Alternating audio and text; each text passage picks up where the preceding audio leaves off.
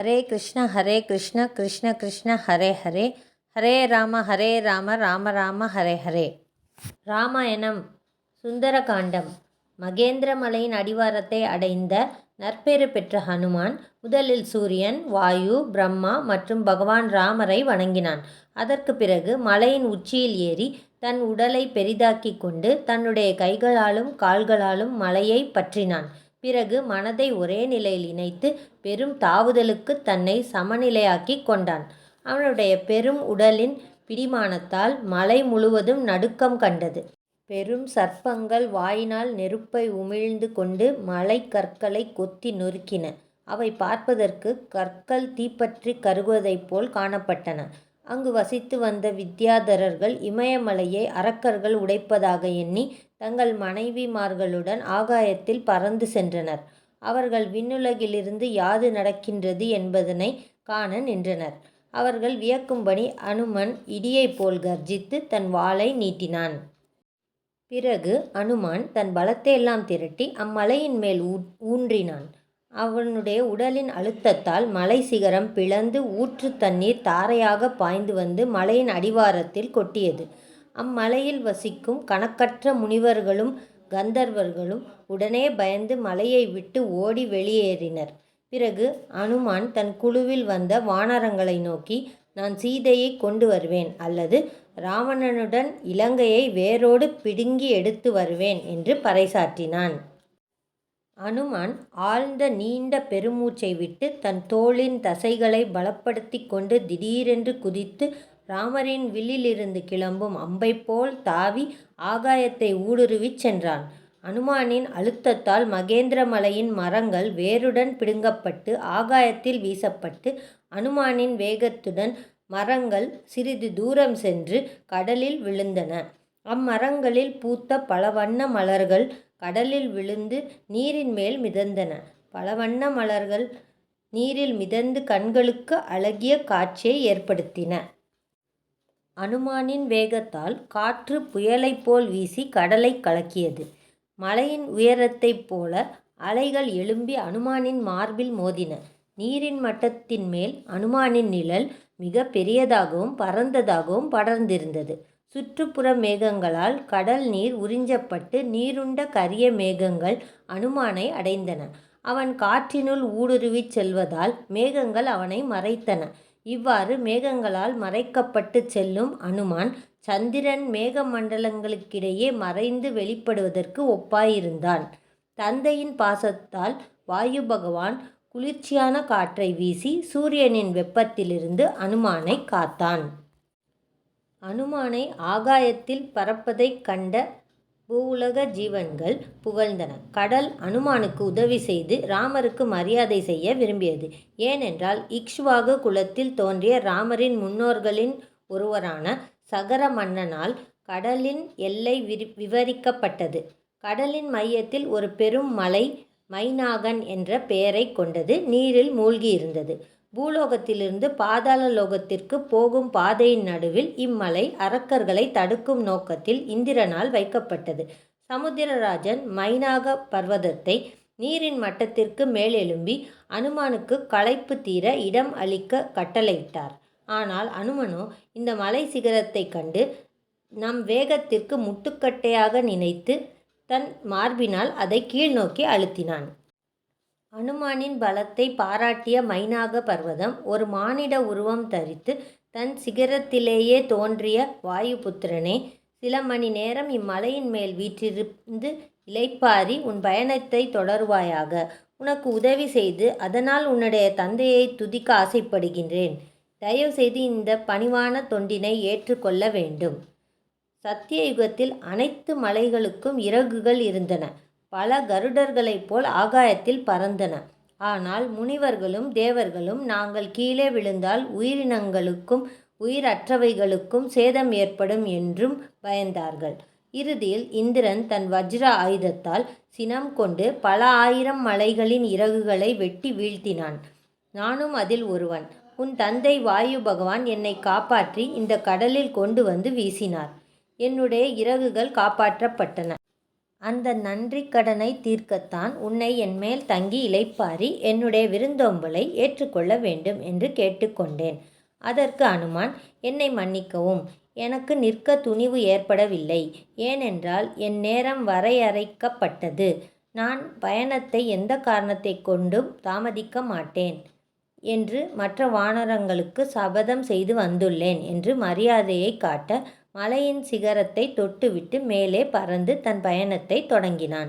இந்திரனும் மகிழ்ந்து மைனாகனுக்கு தைரியமூட்டி, நீ எங்கு வேண்டுமானாலும் செல்லலாம், உன் இறகுக்கு எந்த ஆபத்தும் வராது என்று கூறினான். இதற்கிடையில் தேவர்களும் ரிஷிகளும் நாகர்களின் தாயாகிய சுரசா என்பவளை அணுகி, அனுமான் உண்மையான பலத்தை சோதித்து உறுதிப்படுத்த விரும்புகிறோம். அதற்காக நீ ஒரு பெரும் அரக்கியின் உருவத்தை ஏற்று அனுமானின் வேகத்தை குறைக்க முயற்சிக்கவும். அனுமான் உன்னை விரைவாக தோற்கடிக்கலாம். ஆனால் அவன் அவ்வாறு செய்ய இயலாமல் போனால் அவன் நம்பிக்கை இழக்கும் நிலையை பெறுவான் என்றனர். சுரசா குரூபியான அரக்கியின் வடிவத்தை பெற்று கடலினின்று வெளிப்பட்டாள். அனுமானின் பாதையை தடுத்தாள். சுரசா, என் முன்னால் தோன்றும் எந்த ஜீவராசியாக இருந்தாலும் அதை நான் இரையாக உட்கொள்ள பிரம்மா எனக்கு வரம் அளித்துள்ளார். வானர சிரேஷ்டனே, இன்று என் அதிர்ஷ்டம், நீ என் முன்னால் தோன்றியுள்ளாய். ஆகையால் என் வாயில் நுழையும்படி அழைப்பு விடுக்கின்றேன் என்று அறிவித்தாள். அனுமான், நான் ராமனின் பணிக்காக அவருடைய கடத்தப்பட்ட மனைவி சீதையை தேடுவதற்காக சென்று கொண்டிருக்கிறேன். அதனால் நீ எனக்கு உதவ வேண்டும். ஆனால் நீ என்னை கட்டாயப்படுத்தி விழுங்குவதாக முடிவு செய்வதாக இருந்தால் ஒரு வேண்டுகோள். நான் சீதையை கண்டுபிடித்த விஷயத்தை ராமருக்கு அறிவித்துவிட்டு இங்கு உன்னிடம் திரும்பி வருவேன் என்று வாக்குறுதி அளிக்கிறேன். அச்சமயம் நீ அளித்த அழைப்பிற்கு இணங்கி தவறாமல் உன்னுடைய வாயினுள் சென்று உனக்கு இரையாவேன் என்று பதிலளித்தான். சுரசா அனுமானை எதிர்த்து, இது பிரம்மா எனக்கு அளித்த வரமாகையால் இந்த கணம் நீ என் வாயினுள் கட்டாயம் செல்ல வேண்டும் என்று கூறி தன் வாயை அகலமாக பிளந்தாள். கோபம் கொண்ட அனுமானும் தன் உடலை பருத்து, நீ என்னை விழுங்க வேண்டுமானால் இன்னும் பெரிதாக உன் வாயை திறக்க வேண்டும் என்று போட்டிக்கு அழைத்தான். இதற்கு சளைக்காத சுரசா தன் வாயை 2 மடங்கு பெரிதாக்கினாள். உடனே அனுமான் 4 மடங்காக பருத்தான். இவ்வாறு சுரசா வாயை அதிகமாக பிளக்கவும் அனுமான் அதற்கு 2 மடங்கு தன்னை பெருத்து கொள்வதுமாக போட்டி நடந்தது. இறுதியில் சுரசா தன் வாயை தன்னால் இயன்றவரை பிளந்தாள். உடனே அனுமான் கட்டை விரலளவு தன் உடலை சுருக்கி கொண்டு திடீரென்று அவள் வாயினுள் நுழைந்து உடனே வெளியில் வந்தான். அதற்கு பிறகு அனுமான், தக்ஷகனின் மகளே, உன் வரத்தின் ஒப்பந்தம் நிறைவேற்றிவிட்டது. அதனால் இனி நான் என் பயணத்தை தொடரலாம் என்று கூறினான். சுரசா அனுமானின் திறமையைக் கண்டு மகிழ்ந்தாள். தன்னுடைய இயற்கையான உருவத்தை பெற்ற சுரசா, வானர சிரேஷ்டனே, நன்று செய்தாய். இனி நீ போய் உன் பணியை தொடங்கலாம். கூடிய சீக்கிரம் சீதை ராமரை மறுபடியும் ஒன்றாக இணைப்பாயாக என்று கூறினாள். அனுமான் ஆகாயத்தில் பறந்து தன் பயணத்தை தொடர்ந்தான். திடீரென்று சிமிக்கை என்ற அரக்கி அனுமானின் நிழலை பற்றி இழுத்தாள். இதை அறியாத அனுமான் தன் பலம் குறைவதாக நினைத்தான். பிறகு தன்னை சுற்றி பார்வையை செலுத்தினான். ஒரு பயங்கரமானதும் மிகப்பெரிய உருவத்தை பெற்ற ஒரு விலங்கு கடலிலிருந்து மேலே கிளம்புவதைக் கண்டான். வாயை பிளந்து கொண்டு சிமிக்கை அனுமானை நோக்கி பாய்ந்தாள். அனுமான் முதலில் தன்னை விசாலமாக பருத்து கொள்ளத் தொடங்கினான். இதை கண்ட சிமிக்கை ஆகாயத்திற்கும் பாதாளத்திற்கும் நடுமயமாக தன் வாயை பிளந்து அனுமானை விழுங்க ஓடி வந்தாள். அனுமான் அவள் வாயும் தன்னுடைய உடலும் ஒரே சமமாக இருப்பதைக் கண்டு அவள் தன்னை விழுங்கி விடுவதற்கு அவளுடைய வாய் போதுமானது என்பதை புரிந்து கொண்டான். புத்தி கூர்மையும் சமயோஜித திறமையை பெற்ற அனுமான் தன்னை குறுக்கி கொண்டு சிமிக்கையின் வாயினுள் புகுந்து அவளுடைய மர்மமான உறுப்புகளை தன்னுடைய நகத்தினால் கிழித்து எறிந்தான். சிமிக்கை மடிந்து நீரில் விழுந்தாள். அனுமான் சிமிக்கையின் உடலினின்று வெளியேறி தன்னுடைய பெரும் உடலை உயரக் கிளம்பி பயணத்தை தொடர்ந்தான். இதையெல்லாம் பார்த்து கொண்டிருந்த சித்தர்களும் வித்யாதரர்களும் அவனுடைய வெற்றியை கொண்டாடினார்கள். கூடிய சீக்கிரமே அனுமானும் காடுகளினால் சூழப்பட்ட கடற்கரை சிறிது தூரத்தில் காட்சியளித்தது. தன்னை இப்பெரிய உருவத்தில் எளிதில் கண்டு கொள்வார்கள் என்று அனுமான் தன் இயல்பான உருவத்தில் திரிகூட மலையின் மேல் இறங்கினான். 100 யோஜனை தாண்டிய அனுமானுக்கு சிறிதும் களைப்போ வந்த வேகத்தால் ஏற்படும் பெருமூச்சோ ஏற்படவில்லை. தாமரை மலர்கள் நிறைந்த அகழிகளாக சூழப்பட்ட அற்புதமான இலங்கை நகரமானது திரிகூட மலையின் முன்பாகத்தில் அமைந்திருந்ததை அனுமான் கண்டான். நகரத்தைச் சுற்றி தங்க சுவர்கள் கட்டப்பட்டிருந்தன. சீதையை கடத்திய நாளிலிருந்து நகரமானது பயங்கரமான அரக்கர்களால் காக்கப்பட்டது போலும். அனுமான் வடக்கு வாயிலை அடைந்தார். அங்கிருந்து நகரத்தின் உள்பாகத்தை நன்றாக பார்க்க முடிந்தது. பல அரக்கர்களின் கூட்டங்களால் நிரம்பிய சாலைகளும் கோபுரங்களையும் கொண்ட வெண்ணிற அரண்மனைகளும் அகலமான சாலைகளையும் தங்க வளைவுகளால் அழகுபடுத்தி காணப்பட்டன. இந்நகரமானது தேவர்களாலும் கைப்பற்ற முடியாது போல் தோன்றியது. அவ்வாறு இருக்க வானர சேனைகளை பற்றி என்ன சொல்வது? ராட்சசர்களை அழிக்க முடியும் என்று எவ்வாறு ராமரால் எண்ண முடியும்? சுக்ரீவன், நீலன், அங்கதன் மற்றும் நான் தான் இக்கடலை கடந்து இங்கு வர முடியும். பிறகு எது எவ்வாறு ஆயினும் அதனை பின்பு யோசிப்போம் என்று நினைத்து, என்னுடைய முதற்கண் கடமை சீதை உயிருடன் இருக்கிறாளா இல்லையா என்பதனை கவனமாக ஆழ்ந்து சிந்திக்க வேண்டும். திறமையற்ற தூதன் சிறந்த திட்டத்தையும் பாழாக்கி விடுவான். காவலர்கள் மிகவும் கவனமாக காவல் புரிவதால் தன் இயல்பான உருவத்தில் பதுங்கி செல்ல முயற்சிக்க கூடாது. இலங்கையில் காற்றும் துப்பறியாமல் நுழைய முடியாது போல் தோன்றியது. அதனால் நான் எவருடைய கவனத்தையும் கவராத உருவில் இரவு நேரத்தில் இந்நகரத்தினுள் பிரவேசிக்க வேண்டும் என்று தனக்குள் நினைத்து கொண்டான். அனுமான் சூரிய அஸ்தமனத்திற்காக காத்திருந்தான். ஒரு சிறிய பூனையை போன்ற வடிவத்தை பெற்ற அனுமான் உயரமான சுவற்றை தாண்டி உள்ளே குதித்து நகரத்தினுள் நுழைந்தான். தன் கற்பனைக்கு அப்பாற்பட்ட தங்கத்தாலும் நவரத்தினங்களாலும் தாராளமாக அலங்கரிக்கப்பட்ட 7-8 அடுக்கு மாளிகைகளை கண்ட அனுமான் ஆச்சரியப்பட்டான். இச்சமயம் சந்திரன் அடிவானத்தின் மேலே எழும்பி தன்னுடைய பால் போன்ற வெண்ணிலவை பரப்பி அனுமானுக்கு உதவினான். பயங்கரமான ரூபத்தை பெற்ற ஓர் அரக்கி அனுமன் முன் தோன்றினாள். அரக்கி, தடுக்கப்படாமல் இந்நகரத்தினுள் நுழைந்த நீ யார்? குரங்காகிய நீ இந்த இராட்சசர்களின் நாட்டில் என்ன செய்து கொண்டிருக்கிறாய் என்று அதட்டி கேட்டாள். அனுமான், நீ யார் என்பதனை முதலில் அறிமுகப்படுத்து, பிறகு உன் கேள்விகளுக்கு பதில் கூறுகிறேன் என்று எதிர்த்து பேசினான். அரக்கி, நான் இந்நாட்டின் எல்லை தேவதை இலங்கினி.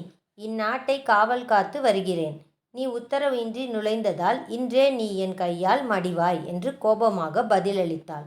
அதற்கு அனுமான், இங்குள்ள சிறந்த அரண்மனைகளையும் பூங்காக்களையும் இந்நகரத்தையும் சுற்றி பார்க்க வந்தேன் என்றான். இலங்கினி, இந்த நகரம் ராட்சசர்களுடையது. இதில் அலைந்து திரியும் குரங்குகளுக்கு சுற்றி பார்க்கும் அனுமதி கிடையாது. நீ இலங்கையின் செழிப்பையும் ஆடம்பரத்தையும் பார்க்க வேண்டுமானால் என்னை முதலில் முறியடிக்க வேண்டும் என்று உறுதியாக கூறினாள். அனுமான் தைரியமாக, நான் இந்நகரத்தை என் விருப்பம் தீரும் வரை சுற்றி பார்த்துவிட்டு எவ்வாறு வந்தேனோ அவ்வாறே திரும்பி சென்று விடுகிறேன் என்று கூறினான். இதற்கு மிகுந்த சினம் கொண்ட இலங்கினி பெரியதாக கத்தினாள். நீ அவ்வாறு செய்ய முடியாது என்று கூறி தன் கையினால் அனுமானை அறைந்தாள். வெகுண்ட அனுமான் பெரிதாக கர்ஜித்து அவள் பெண்ணாக இருப்பதால் வன்முறையை கையாளாது அவளுக்கு சலுகை காட்டி தன் இடக்கை முஷ்டியால் ஒரு குத்து விட்டான். அந்த அடியின் வலியினால் இலங்கினி முணங்கிக் கொண்டு விழுந்தாள். இலங்கினி, வீரன் பெண்ணை தாக்குவதில்லை. தயவு செய்து எனக்கு உயிர் பிச்சை கொடு. முன்னொரு காலத்தில் பிரம்மா என்னை நோக்கி, இலங்கையை காக்கும் பெண்ணே, ஒரு குரங்கினால் நீ முறியடிக்கப்படுவாயானால் உன்னுடைய நகரமும் அதிலிருக்கும் எல்லா அரக்கர்களும் அழிந்து விடுவார்கள் என்று தெரிவித்தார். தற்பொழுது நான் என் தோல்வியை ஏற்றுக்கொள்கிறேன். இதற்கு காரணம் ராவணனின் மரணம் நெருங்கிவிட்டது என்று புரிகிறது.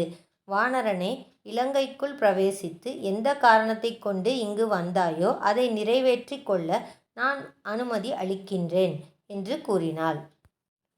அதற்கு பிறகு அனுமான் ஒரு கூரையிலிருந்து மற்றொரு கூரையின் மேல் தாவி வேகமாக நகரம் முழுவதும் அலைந்து திரிந்து சீதையை தேட முற்பட்டான். அவன் இலங்கையினுள் பல ஒற்றர்களை பலவிதமான வேடங்களில் கண்டான். ராவணனின் அரண்மனைக்கு முன்னால் ஓடும் ஜம்பு ஆற்றின் கரையோரமாக சுத்தமான தங்கத்தால் கட்டப்பட்ட சுவரினால் சூழப்பட்டு இருந்தது. அதனை 1,00,000 அரக்க சேனர்கள் காவல் புரிந்து கொண்டிருப்பதை அனுமன் கண்டான். அனுமான் சீதையை நகரம் முழுவதும் தேடும் பொழுது சிறந்த அரண்மனைகளை கண்டான். அதனுடைய கதவுகள் விலையுயர்ந்த கற்களால் பொதிக்கப்பட்டு அலங்கரிக்கப்பட்டிருந்ததையும் கண்டான். தூசி படியாது ஸ்படிகம் போல தெளிவாக காணப்பட்டன. அரண்மனையிலும் அறைகளின் தளங்களிலும் தரைகள் மேல் அற்புதமான வரைபடங்களின் அமைப்புகள் பார்ப்பவர்களின் கண்ணையும் மனத்தையும் கவர்ந்தன. சிக்கலாக கட்டப்பட்டிருந்த படிக்கட்டுகள் கட்டிடத்தின் முன்முகப்பை அடைத்திருந்தன. இம்முகப்பின் மேல் சிறந்த பகட்டான கோபுரங்களும் உள்கூரைகளும் தங்கத்தாலும் வெள்ளியாலும் இழைக்கப்பட்டிருந்தன. அரக்கர்களின் மனைவிமார்கள் தம் கணவன்களை காதல் மேலிட்டு அவர்களை தழுவும் பொழுது இசைவாத்தியங்கள் வாசிக்கப்பட்டன. அனுமான் ராட்சசர்களின் ஒவ்வொரு வீடாக நுழைந்த பொழுது கண்ட காட்சி, அரக்கர்களின் மனைவிகளில் ஒருத்தி தன் கணவனை அன்புடன் தடவி கொஞ்சிக் கொண்டிருந்தாள். மற்றொருத்தி தன் கணவனின் உடலில் சந்தனம் பூசிக்கொண்டிருந்தாள். சில பெண்கள் தூங்கிக் கொண்டிருந்தார்கள். சிலர் பெரிதாக சிரித்து தன் கணவனிடம் கூடி குழாவிக் கொண்டிருந்தனர். சிலர் ஆபரணங்களாலும் மலர்களாலும் தன்னை அலங்கரித்து கொண்டு தன் கணவனை வரவேற்று கொண்டிருந்தனர். இவ்வாறு அழகான ஆயிரக்கணக்கான பெண்மணிகள், சந்திரனை ஒத்த முகங்களும் தாமரை இதழை போன்ற கண்களும் அவர்கள் கடைக்கண் பார்வையும் அவர்கள் கணவன்மார்களை கவர்ந்தன. ஆனால் அங்கு சீதையின் தடம் காணப்படவில்லை. அதனால் அனுமான் மனம் தளர்ந்தான். அடுத்து அனுமான் ராவணனின் உறவுக்காரர்களும் அவனுடைய மற்ற மனைவிகளின் சொந்தமான மாளிகைகளில் பலவற்றை காண தீர்மானித்தான். அம்மாளிகைகளில் மழைக்கால மேகங்கள் போல் மின்னுகின்ற தீபங்களின் அலங்காரங்களை கண்டான். கும்பகர்ணன், இந்திரஜித் போன்றவர்களின் வீடுகளில் சீதையை தேடினான். அனுமான் இறுதியில் ராவணனின் தனிப்பட்ட மாளிகையில் சீதையை காணலாம் என்ற நம்பிக்கையுடன் நுழைந்தான். அங்கு அழகிய ஆபரணங்களை அணிந்த பல அழகான பெண்கள் ஏராளமாக காணப்பட்டனர். ராவணனின் மாளிகையின் உட்புறம் தங்க மலர்களால் நிறைந்த கற்பக மரங்கள் சூழப்பட்டு மகிழ்ச்சியூட்டும் ஸ்வர்க்கமாக தோன்றிற்று. அனுமான் இங்கும் அங்கும் அலையும் பொழுது அம்மாளிகைகளில் மதுபானங்களால் தரையெங்கும் ஈரமாக இருந்ததைக் கண்டான். பல அறைகளில் அநேக விதமான செல்வங்களும் நிரப்பப்பட்டிருந்தன. சில அறைகளில் போருக்கு வேண்டிய ஆயுதங்கள் நிரம்பி இருந்தன. ஆனால் எங்கும் சீதையை காணாத அனுமான் ஏமாற்றமடைந்தான். ராவணனின் தனிப்பட்ட விசாலமான மாளிகை பார்ப்பதற்கு மீதம் இருந்தது. ராவணனின் மாளிகைக்குள் பிரவேசிக்க முயற்சிக்கும் அனுமான் விஸ்வகர்மாவால் பிரம்மாவிற்கு அமைக்கப்பட்ட புஷ்பக விமானம் வைக்கப்பட்ட அறையை கண்டான். அவ்விமானம் மனத்தின் விருப்பத்திற்கேற்ப ஆகாயத்தில் பயணம் செய்யும் ஆற்றலை படைத்தது. புஷ்பக விமானம் உயர்ந்த நவரத்தினங்களால் செய்யப்பட்ட பறவைகள் இறகுகளை அசைக்கும் எந்திர விசையை பெற்றிருந்தன. விமானத்தினுள் வெள்ளியினாலும் தங்கத்தாலும் செய்யப்பட்ட சர்ப்பங்கள் அமைக்கப்பட்டிருந்தன. விமானத்தின் உட்புறத்தில் அழகிய லக்ஷ்மியின் சிலை வைக்கப்பட்டு அதன் இரு பக்கங்களில் யானைகள் தன் அழகிய வடிவத்தை கொண்ட துதிக்கையால் நறுமணம் கலந்த ஜலத்தை லக்ஷ்மியின் மேல் தெளித்து கொண்டிருந்தன. லக்ஷ்மியின் சிலை நீர் நிறைந்த தடாகத்தில் அழகான 4 கரங்களில் தாமரை பூக்களை ஏந்தி நேர்த்தியுடன் நின்றிருந்த வடிவத்தில் அமைந்திருந்தது. ராவணனின் தனிப்பட்ட அறையை நன்றாக ஊடுருவி பார்க்க அனுமான் புஷ்பக விமானத்தின் மேல் குதித்தான். இந்த சாதகமான இலக்கிலிருந்து ஒரு உயர்ந்த பெரிய அறை, அதில் ஸ்படிகத்தால் செய்யப்பட்ட தரை, அதில் முத்து வைரம் முதலியன தங்கத்தால் இழைக்கப்பட்டிருந்தன. கடல்கள், மலைகள், வரையப்பட்ட உலகத்தின் வரைபடம், சித்தரிக்கப்பட்ட விலையுயர்ந்த கம்பளம் விரிக்கப்பட்டிருந்ததை அனுமான் கண்டான். உயர்ந்த மேடைகளில் ஏறுவதற்காக இரத்தினங்களால் இழைக்கப்பட்ட படிகள் அமைக்கப்பட்டிருந்தன. தங்க விளக்குகள் எரிந்து கொண்டிருந்தன. அதனுடைய ஒளி எண்ணற்ற விலையுயர்ந்த ஆபரணங்களிலிருந்து பிரதிபலித்து கொண்டிருந்தது. 5 புலன்களுக்கும் மகிழ்ச்சியை ஊட்டும் எல்லா பொருட்களும் அப்பெரிய அறையினுள் இருந்தன. அனுமான், நான் எங்கிருக்கின்றேன்? இது ஸ்வர்க்கமா அல்லது பிரம்மாவின் லோகமாகிய பிரம்மலோகமா என்று ஆச்சரியப்பட்டான். அனுமான் அந்த அரண்மனையுள் அமைந்திருந்த உள்ளறையை அடைந்து சீதையை தேடும் பணியை தொடர்ந்தான்.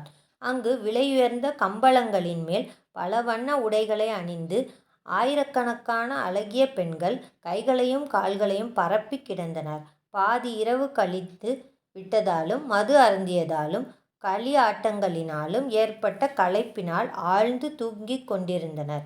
மின்னிக் கொண்டிருந்த பெண்களின் ஆபரணங்களின் ஒளி அடங்கியிருந்தன. தாமரை தடாகத்தில் மௌனமாக அன்னப்பக்ஷிகள் அமைதியாக இருப்பதைப் போல் இக்காட்சி தோற்றமளித்தது. அனுமான் அந்த பெண்களை கூர்ந்து நோக்கினான். கண்களை மூடி உதடுகளை இறுக்கமாக மூடிக்கொண்டு நித்திரையில் ஆழ்ந்திருந்தனர். மனம் வீசும் தாமரை இதழ்கள் மாலை பொழுது வந்ததும் மூடிக்கொள்வது போல் தோற்றமளித்தது. அப்பெண்கள் மயக்கமான நிலையில் காணப்பட்டனர். கேசங்கள் கலைந்து ஆபரணங்கள் இங்கும் அங்கும் சிதறி கிடந்தன. அவர்களின் திலகம் அழிந்திருந்தன. அவர்கள் கழுத்து ஆரங்கள் அறுந்து விழுந்திருந்தன. கால்களில் அணியும் நூபுரங்கள் நாட்டியமாடியதால் அறுந்து விழுந்து இருந்தன. இடையில் அணிந்திருந்த ஒட்டியானம் கழன்று விழுந்திருந்தது. அவர்களுடைய ஆடைகள் நசுங்கி தாறுமாறாக இருந்தன. பூத்து குலுங்கிய கொடிகள் யானைகளால் கசங்கி சிதறியது போல் இப்பெண்கள் கிடந்தனர். தூங்கும் பொழுது சில பெண்கள் தங்கள் கைகளை தலையணையாக உபயோகித்தனர். மற்றவர்கள் தங்கள் தலையை மற்ற பெண்மணிகளின் மார்பில் வைத்து தூங்கினர். சிலர் மற்றவர்களின் மடியில், வயிற்றின் மேல் அல்லது இடுப்பின் மேல் தன் தலைகளை வைத்து தூங்கினார்கள். சிலர் காதலால் மயங்கி ஒருவர் கையை ஒருவர் பிடித்து விரல்களை பின்னிக்கொண்டு தழுவிக்கொண்டும் தூங்கிக் கொண்டிருந்தனர். ராவணனின் மனைவிமார்கள் தூக்கத்தில் ஒருத்தியுடன் அன்புடனும் நெருக்கமாகவும் இணைந்து தூங்குவதால் எவருடைய கை கால்கள் யாருடைய ஆபரணங்கள் மாலைகள் என்று கண்டுபிடிப்பது கடினமாக இருந்தது. காமத்திற்கு வசப்பட்ட கணக்கற்ற அரசகுமாரிகள், பிராமண பெண்கள், அசுரர்கள் மற்றும் கந்தர்வர்களுடைய பெண்கள் ராவணனை மணக்க முன்வந்தனர். சில பெண்கள் அவர்களுடைய உறவினர்களிடம் போர் புரிந்து ராவணனால் கடத்தி கொண்டு வரப்பட்டவர்கள். ஆனால் அவர்கள் காமத்தால் அறிவிழந்து ராவணனை மனமாற ஏற்றுக்கொண்டார்கள். ஒருவரும் கீழ்குலமோ தாழ்ந்த இனமோ குரூபியோ முரட்டானவர்களோ முட்டாளோ அல்ல. அதனால் அரக்கர்களின் அரசனான ராவணன் எவரையும் புறக்கணிக்கவில்லை. இப்பெண்களின் நடுவில் ராவணன் ஓர் உயர்ந்த மேடையில் வைக்கப்பட்டிருந்த சிறந்த படுக்கையை கொண்ட வெண்மையான விதானம் கொண்ட கட்டிலில் படுத்திருந்ததை அனுமான் கண்டான். ராவணனுக்கு ஒரு தலையும் 2 கைகளும் தான் இருப்பதாக காணப்பட்டது. போர் முனையில்தான் அவனுக்கு 10 தலைகளும் 20 கைகளும் கொண்ட கோரமான ரூபத்தை மேற்கொள்வான் போலும் என்பதனை அனுமான் யூகித்து கொண்டான். ராவணனின் உடலில் கணக்கற்ற காயங்களின் தழும்புகளை அனுமான் கூர்ந்து கவனித்தான். அக்காயங்கள் பெரும்பாலும் புகழ்பெற்ற ஆயுதங்களால், இந்திரனுடைய வஜ்ராயுதம் மற்றும் மகாவிஷ்ணுவின் சுதர்சன சக்கரத்தால் ஏற்பட்டவை. ராவணனின் கரிய நிறமான உடலில் சந்தனம் பூசப்பட்டிருந்தது.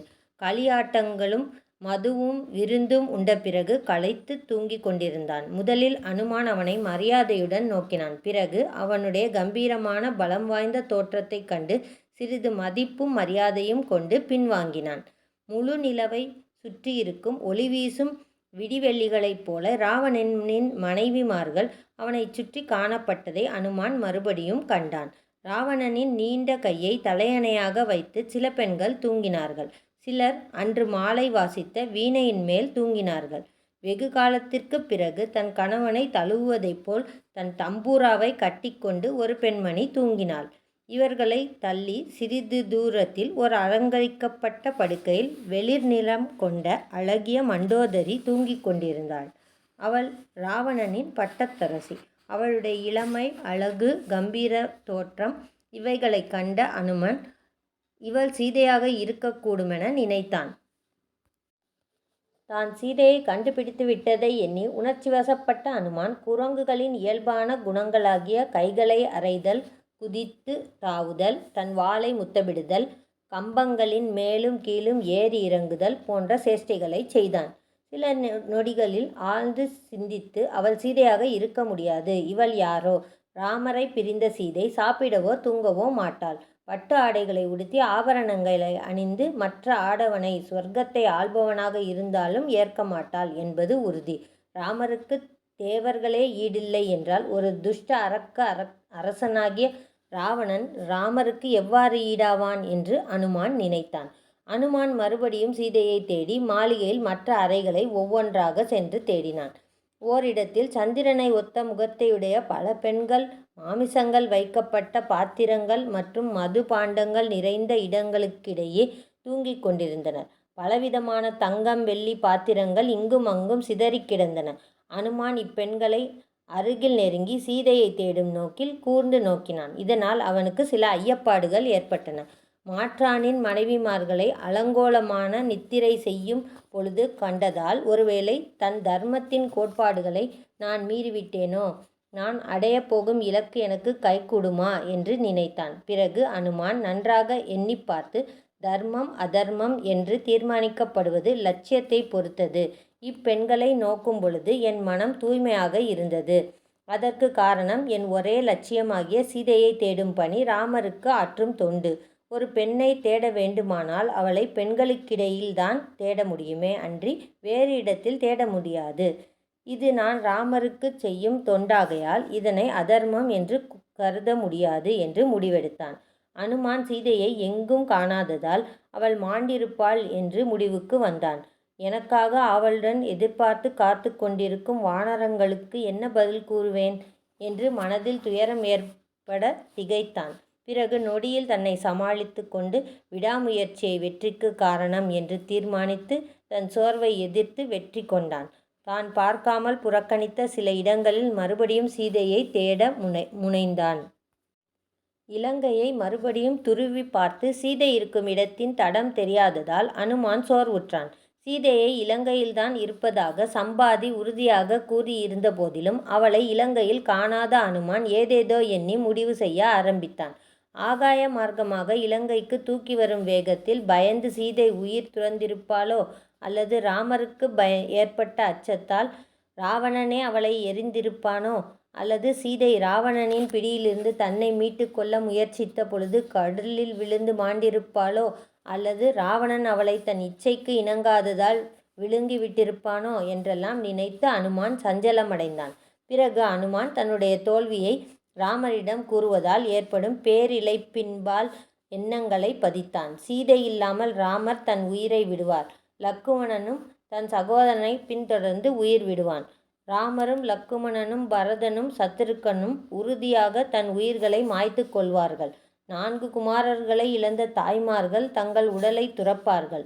சுக்ரீவனும் அங்கதனும் தோல்வியினால் மற்ற வானரங்களுடன் வெட்கி தங்கள் உயிரை துறப்பர். அதனால் கிஷ்கிந்தைக்கு திரும்பி போகாமல் ஒன்று தற்கொலை செய்து கொள்வேன், அல்லது எங்காவது சென்று துறவரம் ஏற்று என் எஞ்சிய நாட்களை கழிப்பேன் என்றெல்லாம் எண்ணினான். அனுமான் துயரமான எண்ணங்களின் போராட்டத்தினின்று வெளிப்பட்டான். பிறகு நான் ராவணனை கொன்றிருக்க வேண்டும், அல்லது அவனை ராமரிடம் இழுத்துச் சென்று சிவபெருமானுக்கு அவனை பலி கொடுத்திருக்க வேண்டும் என்று எண்ணினான். இவ்வாறு எண்ணிக்கொண்டு அனுமான் இலங்கையின் மிக உயரமான மதிற்சுவர் மேல் உட்கார்ந்து இருந்தார். அச்சமயம் அங்கு ஒரு பெரும் அசோகவனத்தை காண நேர்ந்தது. அது இலங்கையின் புறநகர் பகுதியில் அமைந்திருந்தது. அதை அவன் இன்னும் ஆராயாமல் விட்டிருந்தான். தன் மனதை ஒருமுகப்படுத்தி தன் பணியை தொடங்கினான். முதலில் ராமரையும் லக்குமணனையும் மற்றும் முக்கியமான தேவர்களையும் நினைத்து வணங்கினான். பிறகு மதிற்சுவரினின்று அசோகவனத்திற்கு தாவினான். சிறிது நேரம் யாதொரு குறிக்கோளும் இல்லாமல் அங்கும் இங்கும் அலைந்த அனுமான் ஒரு உயரமான மரத்தின் மேல் ஏறினான். அங்கிருந்து அனைத்திடங்களையும் அவனால் நன்றாக பார்க்க முடிந்தது. ஒரு மலை சிகரத்தின் மேலிருந்து ஒரு அருவி பெருகி கீழே தாமரை குளத்தை அடைந்திருந்தது. இக்குளமானது பூக்கள் பூத்து குலுங்கும் மரங்களால் சூழப்பட்டு இருந்தது. இந்த அழகான காட்சியை கண்ட அனுமான் இந்த சூழ்நிலை சீதைக்கு பிடித்திருக்கும் என்று நினைத்தான். ஒருவேளை இங்கு சீதை தங்கியிருந்து அருவியில் குளிக்கவோ அல்லது பூஜைகள் செய்யவோ வரக்கூடும் என்று நினைத்து நம்பிக்கையுடன் அந்த மரத்தின் உச்சியிலேயே தங்கியிருக்க தீர்மானித்தான். அனுமான் தன் தலையை பின்னோக்கி திருப்பி பார்த்ததில் அங்கு ஒரு சிறந்த பெரிய கோயில் ஒரு தோட்டத்தின் மையத்தில் அமைந்திருந்ததை கண்டான். அக்கோயில் 1000 தூண்களால் தாங்கி இருப்பது போல் அமைக்கப்பட்டிருந்தது. தற்செயலாக அக்கோயிலின் முன்னால் அழுக்கடைந்த கிழிந்த மஞ்சள் நிற ஒத்த சேலையை அணிந்த ஒரு பெண்மணியை கண்டான். அவள் பட்டினி கிடந்து மிகவும் மெலிந்து காணப்பட்டாள். களைப்பாலும் ஆர்வத்தாலும் அவள் முகம் கண்ணீரால் ஈரமாக காணப்பட்டிருந்தது. அவள் மனவேதனையால் அடிக்கடி பெருமூச்சு விட்டு கொண்டிருந்தாள். இருப்பினும் அவளுடைய தெய்வீக ஒளி துயரத்தால் மறைக்கப்படவில்லை. இவ்வாறு அவள் புகைப்படர்ந்த தீயைப் போல் காணப்பட்டாள். பல குரூரமான முகங்களைக் கொண்ட அரக்கிகளால் அவள் சூழப்பட்டிருந்தாள். ராவணனால் அன்று தூக்கி செல்லப்பட்ட இதே பெண்மணியை அனுமான் கண்டு கொண்டான். பிறகு அவள் அணிந்திருந்த ஆபரணங்களை கவனித்தான். ஒளி மங்கியிருந்தாலும் ராமர் கொடுத்த விளக்கத்திற்கு ஒத்திருந்தது. அனுமான் அப்பெண்மணியை உற்று நோக்கினான். அவள் முகம் முழு நிலவை ஒத்திருந்தது. அவளுடைய புருவங்கள் நேர்த்தியாக அமைந்திருந்தன. அவளுடைய சிவந்த உதடுகள், மெல்லிய இடை, நிறைந்த மார்பகங்கள், தாமரை இதழ்கள் ஒத்த விழிகள், நேர்த்தியான மென்மையான உருண்ட திரண்ட கை கால்களைக் கண்ட அனுமான் இவள்தான் சீதை என்ற முடிவிற்கு வந்தான். அவள் முன்பே உருவான தேவதையாக இருந்த போதிலும் அவள் பூமியின் மேல் ஒரு பெண் தவசி போல் அமர்ந்திருந்தாள். அவளுடைய ரூபமும் மென்மையும் மதிப்பிற்குரியவையாக இருந்தன. துக்கத்தால் மறைக்கப்பட்ட பிரகாசத்தை உடைய சீதை சந்தேகமான அர்த்தங்களுடைய ஸ்மிருதி வாக்கியங்களைப் போலும் கனமான சம்பத்தைப் போலும் அவநம்பிக்கையால் தடையுற்ற சிரத்தையைப் போலவும் நிறைவேறாத ஆசைகளைப் போலவும் விக்னங்களால் தடைப்பட்ட காரிய சித்தியைப் போலவும் கலங்கிய புத்தியைப் போலும் அநியாயமாக கெடுக்கப்பட்ட கீர்த்தியைப் போலவும் காணப்பட்டாள். எவளை குறித்து ராமர் வெகு காரணங்களால் பரிதவிக்கிறாரோ அவள் இவளே. துயரப்படுகிறாள், சில சமயங்களில் பரிதாபப்படுகிறாள், சில நேரங்களில் மென்மையாகவும் சில நேரங்களில் துக்கமும் படுகிறாள். பரிதாபப்படும் அன்புக்குரியவளை பாதுகாக்க ராமர் தவறினார். தனிப்பட்ட முறையில் தன்னையே ஆதரவு வேண்டி வாழும் பெண்ணிடம் இரக்கமும் ஏற்பட்டது. தன் அன்பு மனைவியை துறந்த துயரத்தை அடைந்து தவித்தார். சீதையின் பண்பும் அழகும் ராமருடன் ஒத்திருக்கிறது. இவர்களுடைய சரீரமும் கர சரணாதி அவயங்களுடைய மென்மையும் ஒரே விதமாக இருக்கின்றன. அதனால் அனைத்து ராட்சசர்களை கொல்லும் கடுமையான பணியை மேற்கொள்வது இவர்களுக்காக இது தகுதியே ஆகும். உண்மையில் துலா தட்டில் ஒரு பக்கம் சீதையையும் மறுபக்கம் 3 உலக அரசாட்சியையும் நிறுத்தினால் சீதையின் எடைக்கு அவை ஈடாகாது. சீதை ராவணனிடம் எப்படி துன்பப்பட்டு கொண்டிருக்கிறாள் என்பதனை கண்டு நான் துன்புறுகிறேன். ராமரின் நினைவில் ஆழ்ந்திருக்கும் அவள் உண்மையான துயரத்தை வெளிக்காட்ட இயலாமல் இருக்கிறாள் என்றெல்லாம் அனுமான் நினைத்தான். இச்சமயம் பூர்ணச்சந்திரன் தன் ஒளி வீசி மேல் நோக்கி உலவி வந்து ராம காரியத்தில் அனுமானுக்கு உதவி செய்தான். இப்பொழுது அனுமான் சீதையையும் அவள் காக்கும் அரக்கிகளையும் கூர்ந்து கவனித்தான். அருவருப்பை ஏற்படுத்தும்படி சில அரக்கிகளுக்கு ஒரு காது, ஒரு மூக்கு, ஒருவளுக்கு உடலெல்லாம் காதுகள் இருந்தன. ஒருவருக்கு நெற்றியின் பின் மையத்தில் மூக்கிருந்தது. சிலர் வழுக்கை தலையுடையவர்கள், சிலர் குள்ளிகள், சிலருக்கு கூன், சிலருக்கு உதடுகள் முகவாய் வரை தொங்கின. சிலருடைய தலைகள் கரடி, மான், ஒட்டகம், புலி அல்லது குதிரை போலும் இருந்தன. கபந்தனை போல் சில அரக்கிகளின் தலை உடலினுள் அழுந்தி இருந்தது. பெரும்பாலும் எல்லோருடைய உடலில் மாமிசமும் இரத்தமும் வழிந்திருந்தன. அனுமான் தான் சீதையை கண்டுபிடித்து விட்டோம் என்று ஆனந்த கண்ணீர் வடித்தான். பிறகு அசோக மரத்தின் மேல் பகுதியில் ஒளிந்திருந்து சீதையை கவனித்து வந்தான். இவ்வாறு அன்று இரவு மரத்தின் மேல் கழித்தான். இதற்கிடையில் மறுநாள் விடிவதற்கு முன் வாத்திய கோஷங்களுடன் கவிகள் இராவணனின் புகழ்பாட ராவணன் துயில் எழுந்தான். எழுந்தவுடன் ராவணன் சீதையை நினைத்தான். அவளிடம் தனக்கிருக்கும் அடக்க முடியாத தீவிர உணர்ச்சிகளை அவள்பால் ஈர்த்தது. விதேக அரசகுமாரிக்காக அவனுடைய தீவிரமான ஆவலை அவனால் அடக்க இயலவில்லை. 100கணக்கான அழகிய பெண்கள் பின்தொடர அவன் சீதையை காண புறப்பட்டான். அப்பெண்கள் கரங்களில் தங்க விளக்குகள், சாமரங்கள், திண்டுக்கள், தண்ணீர் மற்றும் பல பொருட்களை ஏந்தி ராவணனை பின்தொடர்ந்து வந்தனர். முன்னிரவின் குடிவெறியினால் ஏற்பட்ட தள்ளாட்டம் அவனிடம் இன்னும் காணப்பட்டது. கரிய மேகங்களிடையே தோன்றும் மின்னலைப் போல் அழகிய பெண்கள் தொடர ராவணன் அசோகவனத்தை நாடிச் சென்றான். ராவணனின் வருகையைக் கண்ட சூட்சம அறிவாற்றல் படைத்த அனுமான் இலைகளும் புஷ்பங்களும் அடர்ந்த மரக்கிளைகளில் மறைந்திருந்தான். நடப்பவைகளை கூர்ந்து கவனித்தான். சீதை ராவணனை கண்டவுடன் தன் ஒற்றை கிழிந்த சேலையினால் தன் அங்கங்களை கூடுமானவரை மறைத்து கொண்டாள். பூமியில் உட்கார்ந்து கொண்டும் நடுங்கிக் கொண்டும் இருந்தாள். என்ன நேருமோ என்று கண்ணீர் சொரிய உட்கார்ந்து இருந்தாள். பூமியில் அமர்ந்திருந்த சீதை முன்னும் பின்னும் புயலினால் தாக்கப்பட்ட கப்பலைப் போல் தடுமாற்றத்தை அடைந்தாள். சீதையின் இந்த ஹீனமான நிலை அவளை ஒரு புரியாத புதிராகவும் சிதைக்கப்பட்ட நம்பிக்கையைப் போலவும் தூய்மையற்று குறைந்துவிட்ட பூஜைகள் கொண்ட கோயில்களைப் போலவும் சந்திர கிரகணத்தால் மங்கிய பௌர்ணமி நிலவைப் போலவும் முறியடிக்கப்பட்ட சேனையைப் போலவும் அல்லது பஞ்சத்தில் வறண்ட ஓடையைப் போலவும் காணப்பட்டாள். தாமரைப் பூக்களை வேரோடு பிடுங்கி எடுத்த தடாகத்தைப் போலவும் அணைக்கப்பட்ட தீச்சுடரைப் போலவும் காணப்பட்டாள். பட்டினியால் அவள் உடல் மெலிந்து நலிந்து காணப்பட்டது. அவள் மனமோ துயரத்தாலும் பயத்தாலும் சஞ்சலமடைந்து இருந்தது.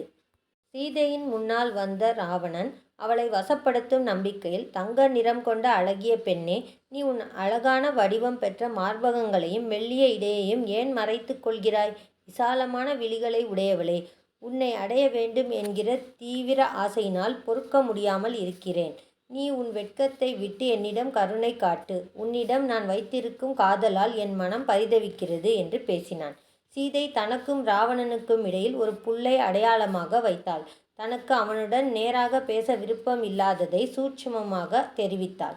நீ என்னிடமிருந்து உன் மனதை விலக்கி உன்னுடைய மனைவிமார்களிடம் அன்பு வைப்பதுதான் தர்மமும் நியாயமும் ஆகும். மகாபாபிக்கு மோட்சம் கிடைக்காததைப் போல உன்னால் என்னை அடைய முடியாது. நான் நல்லதோர் உயர்ந்த வம்சத்தில் பிறந்து சகல சாஸ்திரங்களையும் பின்பற்றி வைதீக முறைப்படி திருமணம் செய்து கொண்டவள். அதனால் நேர்மையை விட்டு மனசாட்சிக்கு விரோதமாக நான் நடக்க மாட்டேன். நான் உனக்கு உதவி செய்வேன் என்பதில் உனக்கிருக்கும் நம்பிக்கையை தகர்த்திடு என்று கூறிய சீதை ராவணனின் பக்கம் முதுகை காட்டி திரும்பிக் கொண்டு தொடர்ந்தாள். நீ தவறான பாதையில் உன்னை செலுத்தி கொண்டு நேர்மை நின்று விலகி செல்கிறாய். அதனால் கூடிய சீக்கிரம் உன் நாட்டின் அழிவிற்கு நீ காரணமாவாய். தன்னுடைய மனைவிமார்களை காப்பாற்றி கொண்டு மற்றவர்களின் மனைவிகளுக்கு உதவி புரியும் நல்லவர்களின் பாதையில் நீ ஏன் செல்லத் தவறுகிறாய்? தன் மனைவிமார்களிடம் திருப்தி அடையாமல் மாற்றான் மனைவியை நாடும் மூடனுக்கு அழிவு திண்ணம். நீ ஏன் ஞானிகளை அசட்டை செய்து அவர்கள் உபதேசத்தை புறக்கணிக்கிறாய்? நல்லதை ஏற்க மறுக்கிறாய்? ராட்சசர்களின் அழிவிற்கு காரணமாக நீ ஏன் தீர்மானமாக செயல்படுகிறாய்? கொடியவன் மாண்டால் மக்கள் மகிழ்ச்சி அடைவார்கள் என்பது உனக்கு தெரியாதா? நீ எனக்கு அளிப்பதாக சொன்ன அற்புதமான செல்வத்தையோ அரச போகத்தையோ நான் விரும்ப மாட்டேன். சூரியனிடமிருந்து பிரிக்கப்பட்ட சூரிய ஒளியைப் போல் நான் ராமரிடமிருந்து பிரிக்கப்பட்டிருக்கின்றேன். நீயாக என்னை ராமரிடம் ஒப்படைத்தால் ராமரின் கடும் சினத்திலிருந்து நீ உன்னை காப்பாற்றிக் கொள்ளலாம். நீ ராமரிடம் நட்பு கொள்ளலாம். ஏனென்றால் ராமரை சரணடைந்தவர்களிடம் அவர் அதிகமாக கருணை காட்டுவார். இல்லையெனில் ராமர் லக்குமணர்களின் அம்பு உன்னுடைய உயிரை உரிந்துவிடும். நீ இந்திரனின் வஜ்ர ஆயுதத்தால் உன்னை காப்பாற்றிக் கொண்டிருக்கலாம். ஆனால் ராமரை விரோதிக்கும் உன்னை பழிக்கு பழி வாங்காமல் ராமர் உன்னை விடவும் மாட்டார். நீயும் தப்ப முடியாது. உன்னை கண்டுபிடித்து உன் குரூரமான செயலுக்கு தகுந்த தண்டனை அளிப்பதற்கு காலம் வெகு தூரம் இல்லை. இதனை கேட்டு ராவணன் வெகுண்டான். ராவணன் மெதுவாக ஒரு பெண்ணை மதித்து பண்புடன் நடத்தினால் அவள் அப்பண்பை மதித்து உடன்பட்டு ஏற்பாள். ஆனால் உன்னுடைய விஷயத்தில் இவை எதிர்மாறாக இருக்கிறது. உன்னுடைய இந்த கடுஞ்சொற்களுக்கு நான் உன்னை கொன்றிருக்க வேண்டும். கட்டுக்கடங்காத குதிரைகளை கடிவாளத்தால் கட்டுப்படுத்துவது போல் உன்னிடம் நான் வைத்திருக்கும் அன்பு என் கோபத்தை கட்டுப்படுத்தியுள்ளது. இது உன்னுடைய அதிர்ஷ்டமே. காதலானது விசித்திரமானது. காதலி தன் காதலனை எவ்வளவு தகாத முறையில் நடத்தினாலும் அவன் அவள்பால் அதிக அன்பை பொழிவான். இந்த காரணம்தான் நான் உன்னை கொல்லாது விட்டிருக்கிறேன். இருப்பினும் உனக்கு தகுதியானது அவமதிப்பும் மரணமும் ஆகும். உனக்கு கொடுத்த 1 வருட காலத்தில் 10 மாதங்கள் கடந்து விட்டன. நான் இன்னும் 2 மாதம் உனக்கு காத்திருப்பேன். அதற்கு பிறகு நீ என் காதலுக்கு இணங்க மறுத்தாயானால் என் சமையல்காரர்களிடம் கூறி உன்னை கண்டதுண்டமாக வெட்டி எனக்கு காலை சிற்றுண்டியாக பரிமாற கட்டளையிடுவேன் என்று எச்சரித்தான். பலாத்காரமாக கொண்டு வரப்பட்ட ராவணனின் சில மனைவிமார்கள் அங்கு வந்திருந்தனர். ராவணனின் சொற்களை கேட்டு அவர்கள் சீதைக்காக பரிதாபப்பட்டனர். ராவணன் புறப்பட்டான். இப்பெண்கள் சீதையிடம் இறக்கப்பட்டு கூறிய சில வார்த்தைகளால் சீதையின் அச்சம் சிறிதளவு குறைந்தது. இதனால் தைரியமடைந்த சீதை ராவணனை மறுபடியும் கடிந்தாள். உன்னுடைய அழிவிற்கு காரணமாகிய இந்த இழிவான செயலை தடுத்து உனக்கு நல்வழி காட்டும் ஒரு நன்மை விரும்பி இந்நாட்டில் இல்லையா? ராமனோ ஒரு வலிமை பெற்ற யானை, நீயோ ஒரு சிறு முயல். ராமர் உன் முன்னால் இல்லாததால் உன்னால் தைரியமாக பேச முடிகிறது. என்னுடைய பதிவிரத தர்மத்தால் உன்னை என்றோ நான் சாம்பலாக்கி இருக்கலாம். ஆனால் அவ்வாறு செய்ய ராமர் எனக்கு இன்னும் கட்டளையிடவில்லை. உண்மையில் பகவான் ராமரின் மனைவியை யாராலும் கடத்த முடியாது. ஆனால் உன் மரணத்திற்கு விதி என்னை காரணக்கருவியாக பயன்படுத்தி இருப்பதால் உன்னால் அவ்வாறு செய்ய இயலாது என்றாள். இந்த கடுமையான வார்த்தைகள் ராவணனை வெகுவாக தாக்கியது. ராவணன் பாம்பைப் போல் சீறினான். சீதையை இரத்தம் கக்கும் சிவந்த விழிகளால் நோக்கினான்.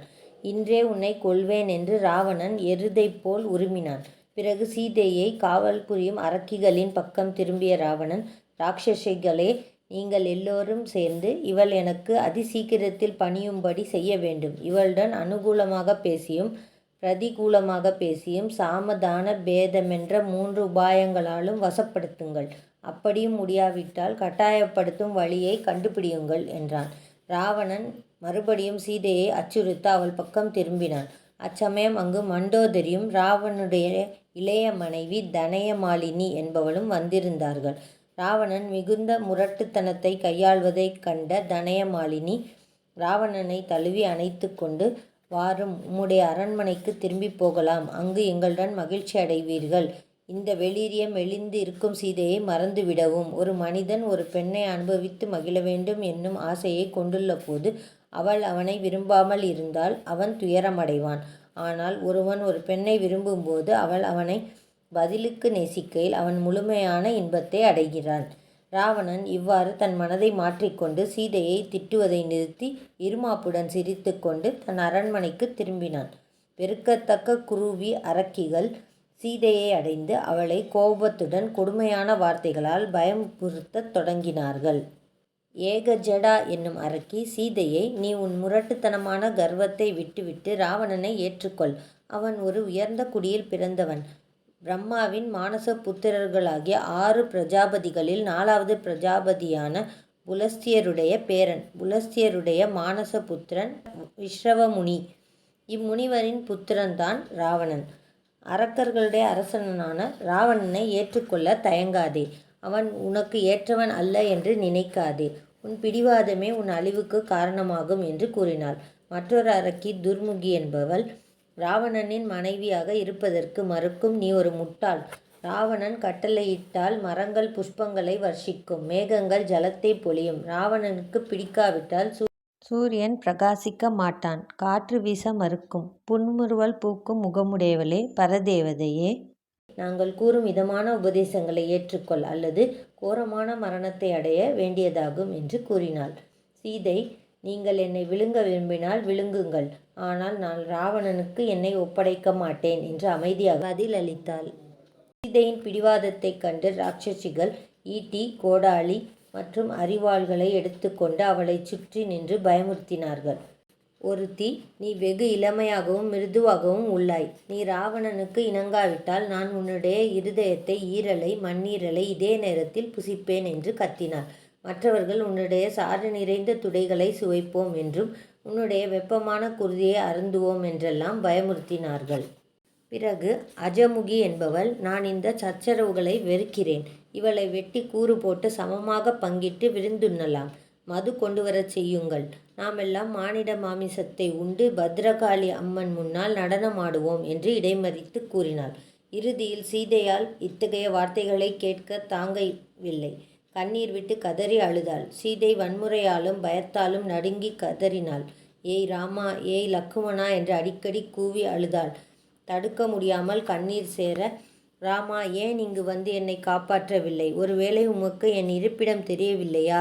என் பிரிவினால் ஏற்பட்ட தாபத்தால் ராமர் ஒருவேளை மரணமடைந்து விட்டாரா? எனக்காக சுவர்க்கத்தில் காத்திருப்பாரா? ஒருவேளை ராவணன் தன்னுடைய இயல்பான வஞ்சகத்தை பயன்படுத்தி ராமரை கொன்றிருக்கலாம். ஐயோகோ, என்னை அயோத்திக்கு திரும்ப அழைத்து செல்வாரோ? என்னை இன்னும் மரணம் அடையவில்லையே.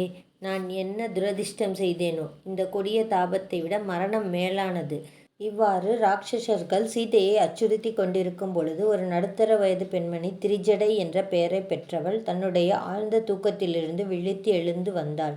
மற்ற ராட்சசிகளை அணுகி திரிஜடை அறிவுடன் அவர்களுடன் பேசலானாள். இழிவானவர்களே, என்ன தைரியம் இருந்தால் சீதையை நீங்கள் இவ்வாறு துன்புறுத்துகிறீர்கள்? அவளை நீங்கள் கொன்று விழுங்க முடியாது. இப்பொழுது நான் அதற்கான காரணத்தை கூறப்போகிறேன். நான் மிகுந்த தெளிவான கனவை கண்டேன். கனவில் அனைத்து அரக்கர்களையும் கொன்று ராமர் சீதையை மீட்க இங்கு வந்ததாக கண்டேன். மற்ற அரக்கிகள் திரிஜடையிடம் அவள் கனவை விரிவாக கூறும்படி கெஞ்சினர். திரிஜடை, நான் ராமரையும் லக்குமணனையும் வெண்மையான உடை உடுத்தி வெண்ணிற புஷ்பங்களால் செய்த மாலையை தரித்து இருந்ததை பார்த்தேன். அவர்கள் 1000 வெண்மையான குதிரைகள் பூட்டப்பட்ட வெண்ணிற ரதத்தில் ஆகாயத்தில் உயர பறப்பதைக் கண்டேன். பிறகு அந்த காட்சி மறைந்தது. ராமர் ஒரு பெரிய தந்தங்களை கொண்ட யானை மேல் வீற்றிருந்தார். அவர் வெண்ணிற ஆடைகளை உடுத்தியிருந்தான். சீதையும் வெண்மையான வஸ்திரம் உடுத்தி நடுக்கடலில் ஒரு வெண்மையான மலை மேல் நின்றிருந்தாள். ராமர் அவளை நெருங்கியவுடன் சீதையும் அந்த யானையின் மேல் ஏறிக்கொண்டாள். இவ்வாறு ராமரும் சீதையும் கணவன் மனைவியாக இணைந்தனர். இதற்கு பிறகு ராமரும் சீதையும் லக்குமணனும் புஷ்பக விமானத்தில் ஏறி ஆகாய மார்க்கமாக வடதிசை நோக்கி சென்றனர். பிறகு நான் ராவணனை என் கனவில் கண்டேன். அவன் தலை மொட்டையடிக்கப்பட்டு இருந்தது. அவன் உடல் முழுவதும் செந்நிறமான சந்தன குழம்பு பூசப்பட்டிருந்தது. அவன் கழுதைகள் பூட்டப்பட்ட ரதத்தில் போய்க் கொண்டிருந்தான். அவன் மூளை கலங்கிய உன்மத்தம் பிடித்தவனைப் போல் எண்ணெயை பருகிக்கொண்டு சிரித்து கொண்டே ரதம் ஓட்டி ஓர் இருளடைந்த மாசுபட்ட துர்நாற்றம் நிறைந்த நகரத்துள் மறைவதைக் கண்டேன். கும்பகர்ணனும் மற்ற ராவணனின் பிள்ளைகளையும் அவ்வாறே கொல்லும் காட்சியை கண்டேன். ஆனால் அதில் விபீஷணன் காணப்படவில்லை. விபீஷணன் 4 வெண்மை நிற தந்தங்களுடைய வெண்மையான விமானத்தை கொண்ட யானையின் மேல் பவனி வந்தான். அப்பொழுது சங்குகளும் பேரிகைகளும் அவன் வரவை முன்னறிவித்து முழங்கின. பிறகு இலங்கை முழுவதும் தாக்கப்பட்டு சிதறிக் கடலில் விழுவதை நான் இறுதியாக கண்டேன். அதனால் ராமர் கூடிய சீக்கிரம் இங்கு வந்து ராட்சசர்களை கொன்று சீதையை மீண்டு அடைவார். அதனால் சீதையை துன்புறுத்தாது அவளிடம் மன்னிப்பை யாசியுங்கள் என்று தன் கனவை கூறி முடித்தாள். அத்தருணமே மாசற்ற சீதையின் உடலில் பல மங்களகரமான சின்னங்கள் தோன்றின. ஒரு தனவந்தனுக்காக காத்திருக்கும் பணியாட்களைப் போல் அவர்களுடைய இடது கண்ணும் தோளும் துடித்தன. ராமர் தன் முன்னால் நின்றிருப்பதாக எண்ணிய சீதையின் அழகான இடப்பாகமும் தொடையும் நடுங்கின. இதையெல்லாம் கவனித்த திரிஜடை, இந்த மங்களகரமான அடையாளங்களால் சீதை நல்ல செய்திகளை பெறுவாள் என்று நான் புரிந்து கொண்டேன் என்று அறிவித்தாள். சீதை இதை கேட்டு மகிழ்ந்தாள். சீதை, நீ வர்ணித்ததெல்லாம் உண்மையாக நடந்தால் உன்னை ராமரின் சினத்திற்கு ஆளாகாமல் அனைத்து வகையிலும் காப்பாற்றுவேன் என்றாள். ஆனால் சீதை தன்னை சுற்றி இருக்கும் பயங்கரமான அரக்கிகளை பார்த்து மறுபடியும் பழைய நிலைமையை அடைந்தாள். நம்பிக்கையற்ற தன்மையும் துயரமும் அவளை வாட்டியது. ராமர் இங்கு வந்து என்னை காண்பதற்கு முன் ராவணன் என்னை கொல்ல நேர்ந்தாலும் நேரலாம். என்னுடைய வாழ்க்கை துயரம் நிறைந்தது. என்னால் இனி இந்த வேதனையை தாங்க இயலாது என்றும் அவநம்பிக்கையில் புலம்பினாள். தன் வாழ்வை முடித்து கொள்ள எண்ணினாள். தன் நீளமான கேசத்தை மரக்கிளையில் மாட்ட முனைந்தாள். மறுபடியும் தன் உடம்பில் பல நல்ல சகுனங்களை காட்டும் துடிப்பை கவனித்த சீதைக்கு சிறிது நம்பிக்கை ஏற்பட்டது. அதே சமயம் அனுமான் தான் மறைந்திருந்த இடத்திலிருந்து சீதையையும் அரக்கிகளையும் கவனித்து வந்தான். அவன் முதலில் தன் நிலைமையை பற்றி புரிந்து கொள்ள முனைந்தான். அனுமான், சீதையின் மனம் தற்பொழுது துயரத்தால் வாடியுள்ளது. அவள் மனம் அதிக துயரம் என்னும் மேகங்களால் மறைக்கப்பட்டுள்ளது. இந்நிலையில் நான் அவளுக்கு துயரத்திலிருந்து விடுபடுவதற்கு தைரியம் கூறாமல் ராமனிடம் சென்றால் அது நான் செய்யும் பெரும் தவறாகும். ஏனென்றால் சீதை நம்பிக்கை இழந்த நிலையில் தன் உயிரையே விட்டுவிட துணிந்துள்ளாள். ஆனால் இந்த ராட்சசர்களால் காவல் காக்கப்படும் சீதையிடம் நான் எவ்வாறு பேச முடியும்? எவ்வாறாகிலும் தீர்மானித்து சீதையை அணுக வேண்டும். சீதையிடமிருந்து யாதொரு செய்தியையும் கொண்டு செல்லவில்லை என்றால் நான் ராமரின் சினத்திற்கு ஆளாகி சாம்பலாகி விடுவேன். ராமரும் சீதையும் ஒருவரையொருவர் செய்திகளை பரிமாறிக்கொண்டால் சிறிது ஆறுதல் பெறுவர். காவலாளிகள் கவனிக்காமல் இருக்கும் பொழுது நான் சீதையை சந்திக்க முயல வேண்டும். நான் அவளிடம் சமஸ்கிருத மொழியில் பேசினால் அவளுக்கு என்பால் நம்பிக்கை ஏற்படுமா? இல்லை, நான் ஒரு பிராமணனைப் போல் அல்லது ஒரு தவசியைப் போல் சென்றால் ராவணனே நம்மை மோசம் செய்ய இந்த ரூபத்துடன் வந்திருக்கிறான் என்று சீதை பயப்படுவாள். அல்லது அயோத்தி நாட்டின் மொழியில் பேசினால் நம்புவாளா? நம்ப மாட்டாள். காரணம், ஒரு குரங்கு இந்த மொழிகளை பேசுவது அசாத்தியம். இது ராவணனாகத்தான் இருக்க வேண்டும் என்று சந்தேகப்படுவாள். ராட்சச அரசன் நினைத்தால் எந்த ரூபத்தையாவது மேற்கொள்வான். நான் மிகவும் ஜாக்கிரதையாக செயல்பட வேண்டும். என்னை பார்த்த சீதை பயந்து அலறினால் காவலாளிகள் சந்தேகப்பட்டு ராவணனின் சேனைகளை கூப்பிடுவார்கள். இவ்வாறு ஒருவேளை நடந்தால் நான் பிடிக்கப்படுவேன். நான் அனைத்து ராட்சச வீரர்களை ஜெயித்தாலும் கலைத்து விடுவேன். பிறகு சமுத்திரத்தை தாண்டி செல்ல முடியாது. நான் நன்றாக யோசித்து தீர்மானத்துடன் சீதையை அணுக வேண்டும். விவேகமற்ற தூதன் நல்ல திட்டத்தை கெடுத்து விடுவான். இந்த சிக்கலான காரியத்தை ஆழ்ந்து சிந்தித்து இறுதியில் ராமருடைய கல்யாண குணங்களை பாடி சீதைக்கு நம்பிக்கை ஏற்பட்டால் ராமரின் செய்தியை அவளிடம் வெளியிடுவேன் என்று தீர்மானித்த நிகரற்ற சாமர்த்தியமுள்ள அனுமான் மரத்தின் இலைகளில் மறைந்திருந்து பின்வரும் உத்தமமான வாக்கியங்களை மதுரமாய் சீதையின் செவியில் மட்டும் கேட்கும்படி சொல்ல ஆரம்பித்தான். இக்ஷுவாகு குலத்தில் தோன்றியவர் தசரதர் என்னும் பெயரை பெற்ற சிறந்த அரசர். நேர்மையும் வீரத்தையும் பெற்ற அயோத்தி நாட்டை மிக கீர்த்தியுடன் ஆண்டு வந்தார். அவருக்கு 4 குமாரர்கள். மூத்த குமாரன் ராமர் என்ற நாமத்தை பெற்ற வீரன். தந்தைக்கு அருமையானவன். குறையில்லாத கல்யாண குணங்களை பெற்றவர். நாராயணரே மானிடராக தோன்றினார். ராட்சச வீரர்களை கொன்ற ராமர் முனிவர்களுடைய அச்சத்தை போக்கினார். மாரீசனின் உதவியால் பொன்மான் என்ற மாயையினால் ராம லக்குமணர்களை வஞ்சித்து சீதையை ராட்சசர்களின் அரசனான ராவணன் அபகரித்து வந்தான். சீதையை தேடி வருகையில் ராமர் வானர அரசனாகிய சுக்ரீவனுடன் நட்பு கொண்டான். நண்பனுக்கு உதவ சுக்ரீவன் ஆயிரக்கணக்கான வானரங்களை சகல திக்குகளிலும் தேவியை தேட அனுப்பியுள்ளார். அதில் தென்திசையை நோக்கி வந்த சில 1000 வானரங்களில் அடியேன் ஒருவன். அனுமன் என்பது நாமதேயம். பல மலைகளை தாண்டி 100 யோஜன விஸ்தீரணமுள்ள இந்த சமுத்திரத்தை தாண்டினேன். இவ்வாறு தேவியே, ராமரின் அன்பு மனைவியாகிய உம்மை கண்டேன். ராமரிட்ட பணியில் வெற்றி பெற்றேன். உம்முடைய கணவரின் நம்பிக்கைக்காக ஏதாவது செய்தியை என்னிடம் கூறுவீர். சீதை இந்த மதுரமான வார்த்தைகளை கேட்டு ஆச்சரியம் அடைந்தாள். அவள் இங்கும் அங்கும் தேடி ஒளிவரும் மேல் திசையை நோக்கி அனுமானை கண்டாள். சீதை அனுமானை கண்டு அரண்டு கண்ணீர் விடத் தொடங்கினாள். இதற்கு காரணம், கனவில் வானரத்தை கண்டால் அமங்கலம் என்பது சாஸ்திரம். பயத்தாலும் மன வேதனையாலும் களைத்து சீதை மயக்கமுற்றாள். சிறிது நேரத்தில் தன் நிலையை திரும்ப பெற்றாள். கனவில் இந்த குரங்கை கண்டேனே, பந்து நாசம் என்ற சொப்பன பலனில் இருப்பதால் ராம லக்ஷ்மணர்களுக்கு யாதொரு தீங்கும் நேரக்கூடாது என்று பிரார்த்தித்து கொண்டாள். சிறிது யோசித்து பிறகு, இது கனவல்ல, நான் தூங்கினால் அல்லவா சொப்பனம் உண்டாகும். ராமரை பிரிந்து எனக்கு சுகம் உண்டோ? ஒரு வினாடியும் நான் என்னை மறந்து உறங்கினதில்லையே. ஒருவேளை மனமறட்சியாக இருக்குமோ? பிரம்மைக்குத்தான் ஸ்தூல ரூபம் கிடையாதே, ஆனால் வானரனுடைய ரூபம் ஸ்தூலமாக காணப்படுகிறதே என்று குழப்பமடைந்தாள். அனுமான் மரத்தினின்று கீழே இறங்கி வந்தான். சிரசின் மேல் 2 கைகளை கூப்பிய அனுமான் சீதையை நமஸ்கரித்தான். பிறகு சீதையை நோக்கி, நீங்கள் யார்? நீங்கள் தேவதை போல் காணப்படுகிறீர்கள். நீங்கள் ராமரின் சகதர்மிணியாக இருக்கக்கூடும் என்று யூகிக்கிறேன் என்று வணக்கத்துடன் பேசினான். இந்த கேள்விக்கு பதிலாக தன் வாழ்க்கை சரித்திரத்தை கூறினாள். அவளும் முதல் நண்பனான அனுமானிடம் வெகுநேரம் பேசினாள். பிறகு ராவணன் தனக்கு 2 மாத கால வரம்பு விதித்திருக்கிறான். அதற்குள் ராமர் வராவிட்டால் மரணத்தை அடைவேன் என்பதனை கூறி முடித்தாள்.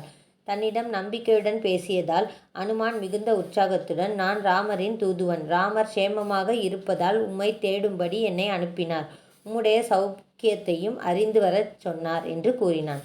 இதை கேட்ட சீதை மகிழ்ச்சி அடைந்தாள். சீதையின் வார்த்தைகளை ஆழ்ந்து கவனித்து கொண்டு அனுமான் மெதுமெதுவாக சீதையிடம் நெருங்கி வருவதை கவனித்த சீதை, உண்மையாகவே இந்த வானரம் ராவணனின் மாறுவேடமாக குரங்கு ரூபத்தில் வந்திருப்பதாக கருதி மெதுவாக கூவினாள். ஐயோ, வஞ்சிக்கப்பட்டேனே! நான் இதுகாரம் உன்னிடம் மனதை விட்டு ஏதேதோ பேசி மோசம் போனேனே என்று புலம்பி யோசித்தாள். பிறகு சீதை தன் மனதை ஒன்றுபடுத்தி மரியாதையுடன், தயவுசெய்து ராமரை பற்றி இன்னும் கூற வேண்டும். ராமரின் வர்ணனை என் செவிக்கும் மனதிற்கும் இதமாக இருக்கிறது என்று கூறினாள்.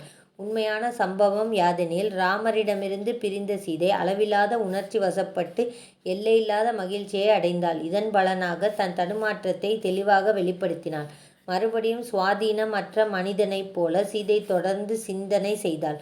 ஒருவேளை இந்த வானரம் ஒரு ஆவியாக இருக்குமோ? இவ்வாறு நினைக்க, ஒருவேளை எனக்கு சித்த பிரம்மையோ? இந்த பிரம்மை அன்னபானமும் நித்திரையும் இல்லாததால் ஏற்பட்டதோ? நான் இவ்வாறு நினைக்கலாகாது.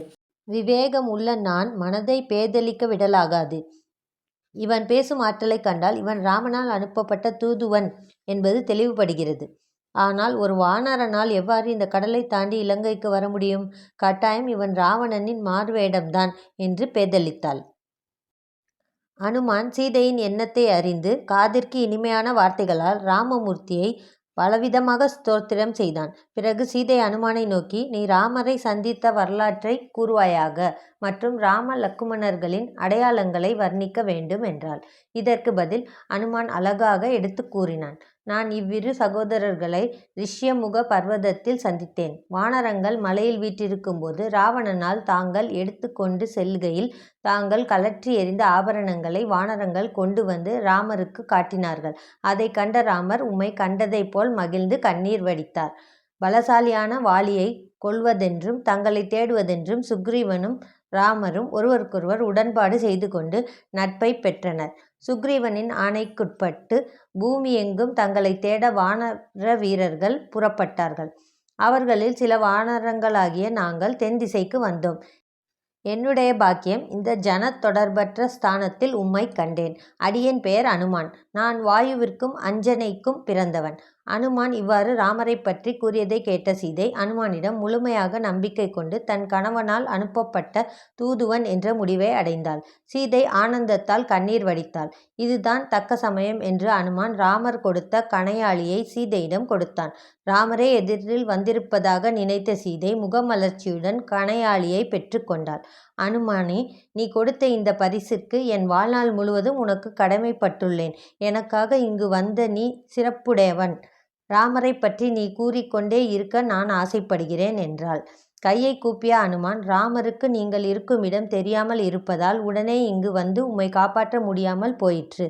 தாங்கள் இல்லாமல் ராமருக்கு ஒரு கணமும் நிம்மதி கிடையாது. நான் ராமரிடம் சென்று நீங்கள் இருக்கும் இடத்தை கூறியவுடன் ராமர் ராவணனை கொன்று உமக்கு மங்களம் உண்டாக்குவார் என்றான். சீதை அனுமானை தூண்டினாள். ராவணன் கெடுவிட்ட 1 வருட காலம் முடிவதற்கு முன் என்னை மீட்கும்படி அவருக்கு நீ சொல்ல வேண்டும். அதுவரையில்தான் நான் உயிரோடு இருப்பேன். இன்னும் 2 மாதங்கள் இருக்கின்றன. ராவணனின் சகோதரனான விபீஷ்ணன் என்னை ராமரிடம் திருப்பிக் கொடுக்கும்படி தன்னால் கூடிய மட்டும் பிரயத்தனம் செய்தான். ராவணன் அதை லட்சியம் செய்யவில்லை. விபீஷ்ணனின் மூத்த மகள் கலா என்பவள் என்னிடம் கூறியது.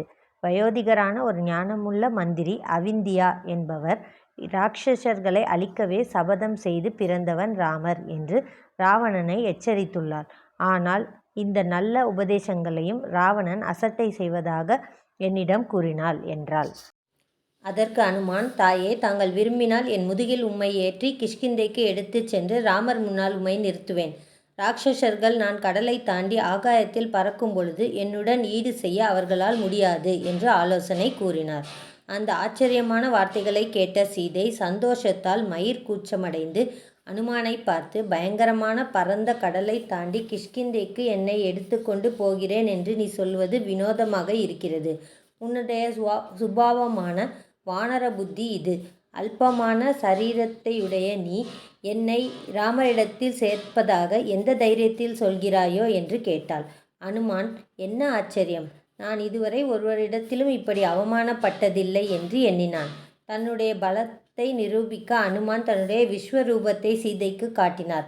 தாயே, இந்த இலங்கையையும் ராவணனையும் துரும்பை போல் அலட்சியமாக எடுத்து செல்ல எனக்கு சக்தி உண்டு. ஆகையால் சந்தேகத்தை நிவர்த்தியுங்கள் என்று தன் பல பராக்கிரமத்தை நிரூபித்தான். சீதை அனுமானை நோக்கி, வானர சிரேஷ்டனே, உன் பலத்தை அறிந்தேன். ஆனால் நான் உன்னுடன் போவது ஏற்றதல்ல. காரணம், கடலின் மேல் ஆகாச மார்க்கமாக செல்லும் உன் வேகத்தால் எனக்கு நினைவு தவறிவிடும். நான் பயந்து கடலில் விழக்கூடும். உடனே கடலில் உள்ள திமிங்கிலம், முதலை போன்ற ஜல ஜந்துக்கள் என்னை விழுங்கிவிடும். அப்பொழுது ராட்சச சைனியங்கள் உன்னை தாக்கினால் அவர்களை நாசம் செய்வாயா அல்லது என்னை காப்பாற்றுவாயா? அனைத்து ராட்சசர்களை நாசம் செய்ய உனக்கு சக்தி இருந்தாலும் அப்படி செய்வது ராமருக்கு கீர்த்தி குறைவல்லவா என்று இடையூறுகளை கூறினாள். பிறகு அனுமானே, என் பர்த்தாவிடம் அளவற்ற பிரியத்தையும் பக்தியையும் வைத்திருக்கும் நான் வேறு புருஷனை தொடுவது நியாயமில்லை. ராவணன் என்னை கட்டாயப்படுத்தி எடுத்து வரும்பொழுது நான் ரட்சிப்பவர்கள் அருகில் இல்லாத நிலையில் தனியாக இருந்தேன். ராமர் இங்கு வந்து ராவணனையும் அவனை சார்ந்தவர்களையும் யுத்தத்தில் கொன்று எல்லோரும் அறிய என்னை அழைத்து போவது அவரது வீரத்திற்கும் பராக்கிரமத்திற்கும் என்மேல் அவர் வைத்திருக்கும் அன்பிற்கும் அழகாகும் என்றாள். அனுமான், மாதாவே, ஸ்திரீகளின் ஸ்வபாவத்திற்கும் தகுந்த வார்த்தைகளை கூறினீர். நான் அதனை போற்றுகின்றேன். இனி நான் புறப்படுகிறேன். அதனால் தாங்கள் நான் பார்த்தேன் என்பதற்காக ராமர் நம்பும்படி சில அடையாளங்களை கொடுங்கள் என்று கேட்டான். கண்களில் நீர் தளும்ப சீதை தன் பலவீனமான குரலில் கூற ஆரம்பித்தாள். என்னை பார்த்ததாக ராமரை நம்பச் செய்ய நான் கூறும் இந்த விருத்தாந்தத்தை அவரிடம் கூறலாம். சித்திரக்கூடத்தில் வசிக்கும் பொழுது ஒரு நாள் மந்தாகினி ஆற்றின் நீரில் விளையாடி களைத்து ராமர் என் மடியில் இளைப்பாறினார். அச்சமயம் ஒரு காக்கை மாமிசத்தில் ஆசை கொண்டு என்னை கொத்த வந்தது. நான் ஒரு சிறிய கல்லை எடுத்து எறிந்து அதனை துரத்தினேன். ஆனால் அந்த காக்கை என்னை மறுபடியும் கொத்த ஆரம்பித்தது. பிறகு மறைந்து என்னை தாக்க தீர்மானித்தது. இதனால் கோபம் கொண்ட நான் இந்த ஹிம்சையிலிருந்து என்னை காத்துக்கொள்ள பரபரப்புடன் எழுந்தேன். என்னுடைய மேலாக்கு நழுவியது. அப்பொழுது ராமர் என் பதட்டத்தை பார்த்து பரிகாசத்துடன் சிரித்தார். இதற்கிடையில் அக்காகம் என்னை மறுபடியும் கொத்திற்று. எனக்கு அழுகை வந்தது. நான் ராமரிடம் சொன்னேன். ராமர் என்னை சமாதானப்படுத்தி கண்ணீரை துடைத்து விட்டார். நான் அவர் மடியில் உறங்கினேன். அவரும் களைப்பினால் தூங்கிவிட்டார். இந்த நேரத்தை பயன்படுத்தி அக்காகம் தன் நகத்தால் என் மார்பகத்தின் நடுவில் கொத்திற்று. அதனால் நான் அதிர்ச்சி அடைந்து எழுந்தேன். அடிக்கடி கிளம்பி அக்காகம் என்னை கொத்தி இரத்தக் காயம் ஏற்படுத்தியது. இதனால் ராமரும் விழித்து கொண்டார். என் மார்பின் இரத்தக் கீறலை கண்ட ராமர் வெகுண்டு, உன்னை மார்பில் கொத்தி காயப்படுத்தியது யார்? நான் பதில் கூறும் முன் ராமர் அந்த குரூரமான இரத்தம் பூசப்பட்ட நகங்களுடன் காத்திருக்கும் காகத்தை கண்டார். கோபத்துடன் ராமர் தான் உட்கார்ந்திருந்த தர்பை ஆசனத்திலிருந்து ஒரு தர்பத்தை கிள்ளி அதில் பிரம்மாஸ்திரத்தின் மந்திரத்தை ஜபித்து அந்த காக்கையை நோக்கி பிரயோகித்தார். உடனே அப்புல் ஜுவலித்து கொண்டு அந்த காக்கையை ஆகாயத்தில் துரத்தியது. உண்மையில் அக்காகம் இந்திரனுடைய மைந்தன். இவன் காக்கை ரூபத்தில் லோகமெல்லாம் அலைந்து திரிந்த அவனுடைய பிதாவான இந்திரனும் அவனை ரட்சிக்கவில்லை.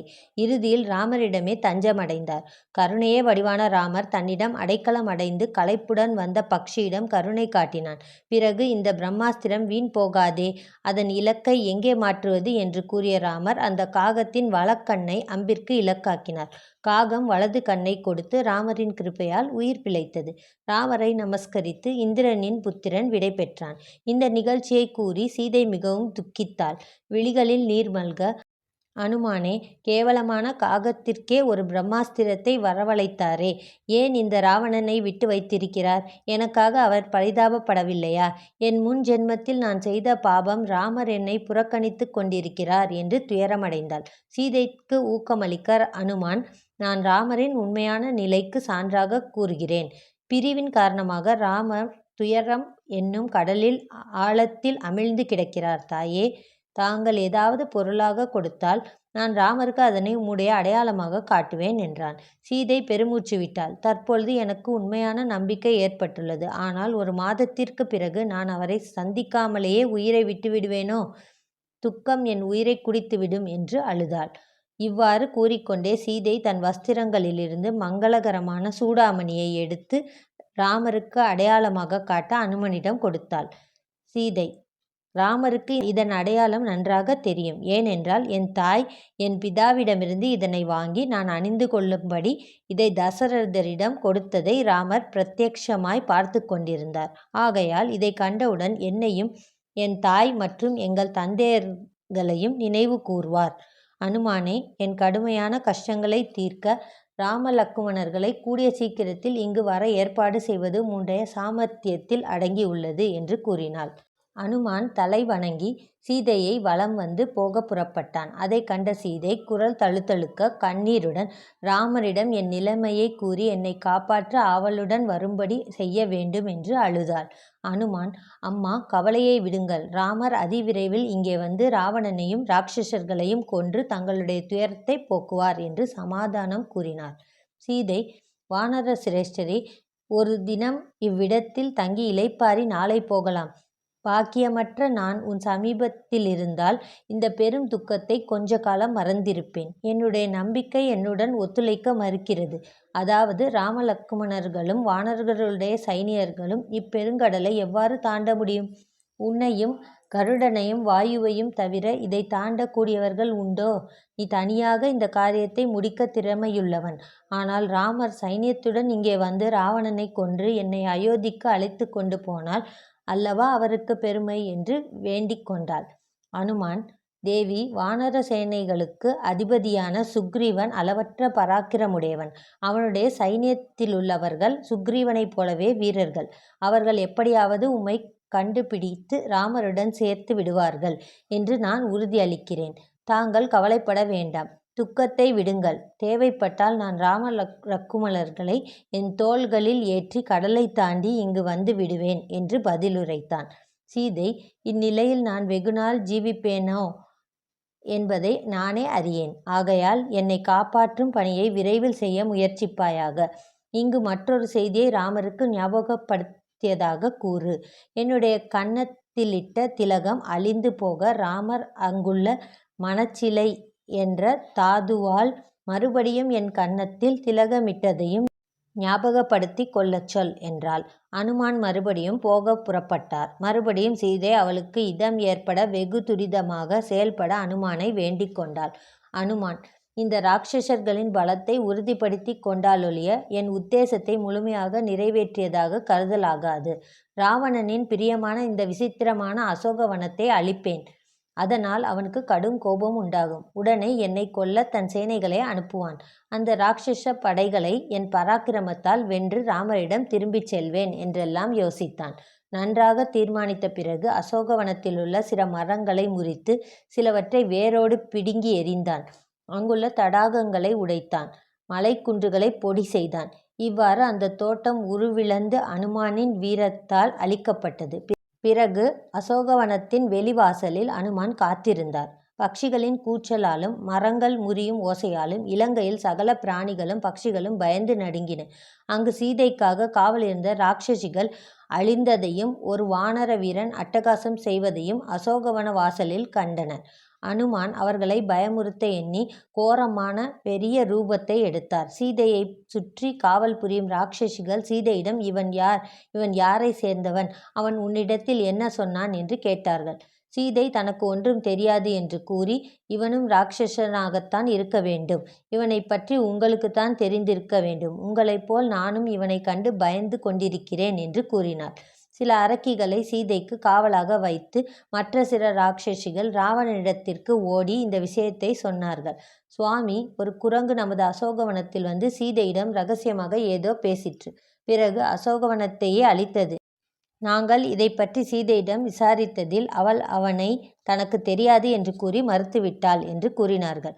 ஆத்திரத்தால் வெகுண்ட ராவணன் உடனே 80,000 பயங்கரமான கிங்கர்கள் என்று அழைக்கப்படும் ராட்சச வீரர்களை அனுப்பி அனுமானை பிடித்து வரும்படி கட்டளையிட்டான். இந்த ராட்சசர்கள் தங்கள் ஆயுதங்களை சுழற்றி கொண்டு வருவதைக் கண்ட அனுமான் தன் சரீரத்தை மிகவும் பெரிதாக்கி கொண்டு பூமியில் வாளை அடித்து இலங்கையை கிடுகிடுவென நடுங்கும்படி சிம்மநாதம் செய்தான்.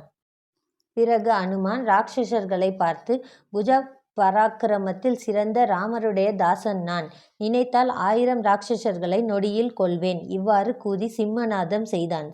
கிங்கர்கள் பயத்தால் அனுமானை 4 புறங்களிலிருந்து தாக்கினார்கள். அனுமான் அங்கு கிடந்த ஒரு இரும்புலக்கையைக் கண்டு அதை பிடுங்கி ஆகாயத்தை தாவி ராட்சசர்களை நொடியில் அழித்தான்.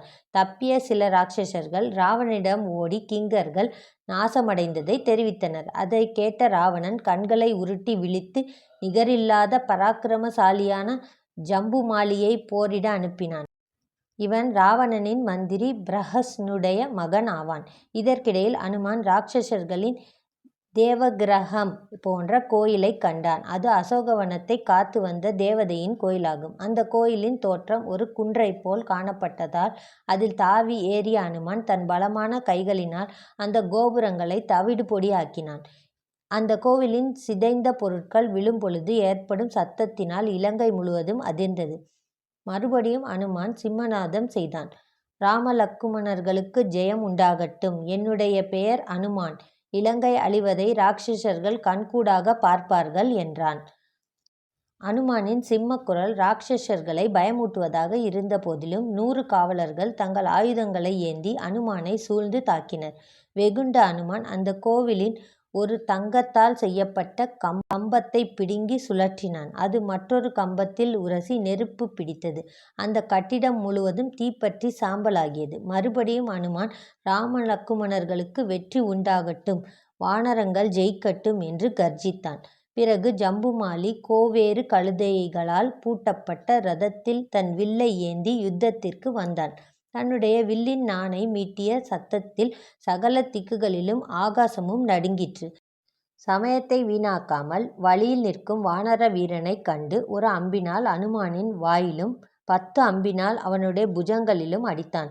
இரத்தம் தோய்ந்த முகத்துடன் அனுமான் கோபத்தால் ஒரு பெரிய பாறையை பெயர்த்து ராட்சசன் மேல் எறிய அவன் அப்பாறையை 10 பாணங்களால் தூளாக்கினான். அனுமான் ஒரு பெரும் மரத்தை பிடுங்கி சுழற்றினான்.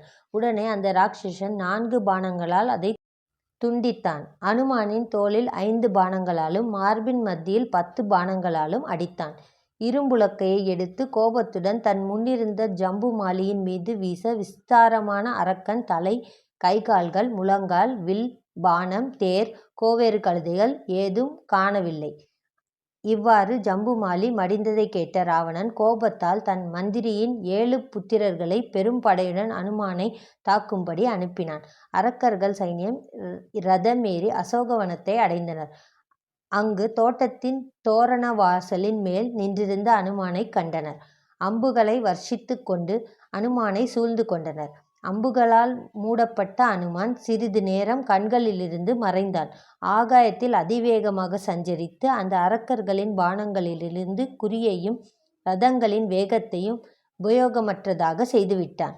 பிறகு சில வினாடி அங்கும் இங்கும் விளையாட்டு காட்டி பயங்கரமான சப்தமிட்டு அவர்களின் நடுவில் பாய்ந்தான். சிலரை கைகளால் அறைந்து சிலரை கால்களால் உதைத்து கொன்றான். சிலரை நகங்களால் கிழித்தான். அனுமானின் மார்பினால் இடிபட்டு துடைகளால் மோதப்பட்டு சிலர் மடிந்தனர். சிலர் அனுமானின் கர்ஜனையால் அதிர்ச்சியடைந்து மடிந்தனர். இப்படி மந்திரி புத்திரர்கள் பூமியில் மடிந்து கிடந்தனர். எஞ்சிய வீரர்கள் பயத்தால் மூலைக்கு மூலை ஓடிவிட்டனர். இன்னும் பலசாலிகள் வந்தால் ஒரு கை பார்ப்போம் என்று அந்த வாசற்படியில் நின்றான். அடுத்து ராவணன் 5 சேனாதிபதிகளை பெரும் படைகளுடன் அனுப்பி அனுமானை பிடித்து வரும்படி உத்தரவிட்டார். இந்த குரங்கை பிடிக்க வேண்டும். இது குரங்கல்ல, ஏதோ ஒரு பலமுற பெரிய பிராணியாக இருக்கலாம் என்று கூறினான். சற்று நேரத்தில் ராட்சசர்கள் அனுமனை சூழ்ந்து கொண்டனர். சேனாதிபதி துர்தரன் என்பவன் 5 பாணங்களால் அனுமானின் தலையில் அடித்தான். உடனே அனுமான் கர்ஜித்து கொண்டு வேகமாக ஆகாயத்தில் தாவினான். பிறகு துர்தரனின் தாக்குதலை சமாளித்து கொண்டு மகா வேகத்துடன் ஆகாயத்தில் வெகு தூரம் கிளம்பி தன் ரூபத்தை விருத்தி செய்து கொண்டு இடிமலையின் மேல் விழுவது போல் வேகமாக குதித்தான். உடனே தேர் முறிந்து தூளாயிற்று. துர்தரனும் குதிரைகளும் இறந்து பிணமாக விழுந்தனர். அதை கண்ட விருபாக்ஷன் மற்றும் யூபாக்ஷனனும் ரோஷத்துடன் அனுமானின் மார்பில் கதையால் அடித்தனர். பராக்கிரமமுள்ள அனுமான் அவர்களுடைய வேகத்தை அடக்கி ஒரு சால மரத்தை வேருடன் பிடுங்கி கொண்டு அவ்விரண்டு ராட்சசர்களையும் அடித்து கொன்றான். மீதியிருந்த 2 சேனாதிபதிகளாகிய பிரகனன் மற்றும் பாஸ்பகரனன் கூர்மையான நுனியுடைய சூலாயுதங்களுடன் பட்டா கத்தியுடனும் அனுமானை தாக்கினார்கள். இரத்த காயங்களுடன் அனுமான் வெகுண்டு ஒரு மலை சிகரத்தை அதில் வசிக்கும் மரங்கள், மிருகங்கள், துஷ்ட ஜந்துக்களுடன் பிடுங்கி அந்த ராட்சசர்களை அடித்து கூழாக்கினான்.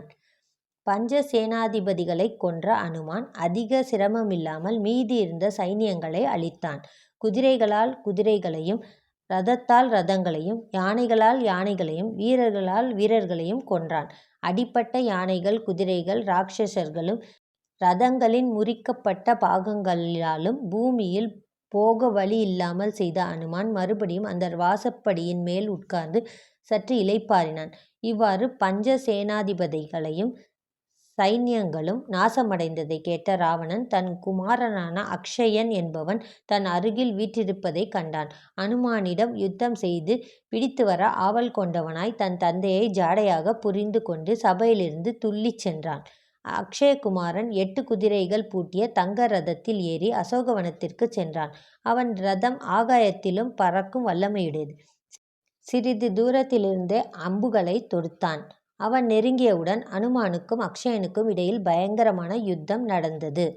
அக்ஷயன் பலசாலி. தேவர்களும் அசுரர்களாலும் பயத்தால் நடுங்கும்படி நடந்த இந்த யுத்தத்தால் பூமி நடுங்கியது. சூரியன் மந்தமானான். காற்று வீசாமல் நின்றது. அக்ஷயன் அனுமானின் தலையை தன் கூர்மையான 3 பாணங்களால் தாக்கினான். அனுமான் கர்ஜித்து கொண்டு ஆகாசத்தில் கிளம்பினான். உடலை பெருத்து கொண்டான். காட்டில் பெரும் புற்களால் மூடப்பட்ட பெருங்கிணற்றில் மதயானை வீழ்வது போல் அக்ஷயன் சிறுவனானாலும் தனக்கு நிகர் யாருமில்லை என்ற கர்வத்துடன் அனுமானை தாக்க வந்தான். ஆகாயத்தில் கிளம்பிய அனுமானை அக்ஷயன் பின்தொடர்ந்து தன் அம்புகளை விடாமல் வர்ஷித்தான். அவைகள் தன்மேல் படாமல் அனுமான் தப்பித்து கொண்டான். பிறகு ஒரு பாணம் அனுமானின் மார்பில் தைத்தது. இதைக் கண்ட அனுமான், இவன் சிறுவனாக இருந்தாலும் வீரமுடன் யுத்தம் செய்கிறான். மிகுந்த பலசாலியாக இருப்பதால் இவனை நான் கொல்ல விரும்பவில்லை. ஆனால் இவனுடைய பராக்கிரமும் உற்சாகமும் யுத்தம் செய்ய செய்ய விருத்தியை அடைகிறது. இவனை நான் அலட்சியம் செய்தால் எப்படி ஜெயிக்க முடியும்? ஆகையால் இவனை கொல்ல வேண்டியது அவசியம். பற்றி எரியும் நெருப்பை அலட்சியம் செய்யலாமா என்று யோசித்தான்.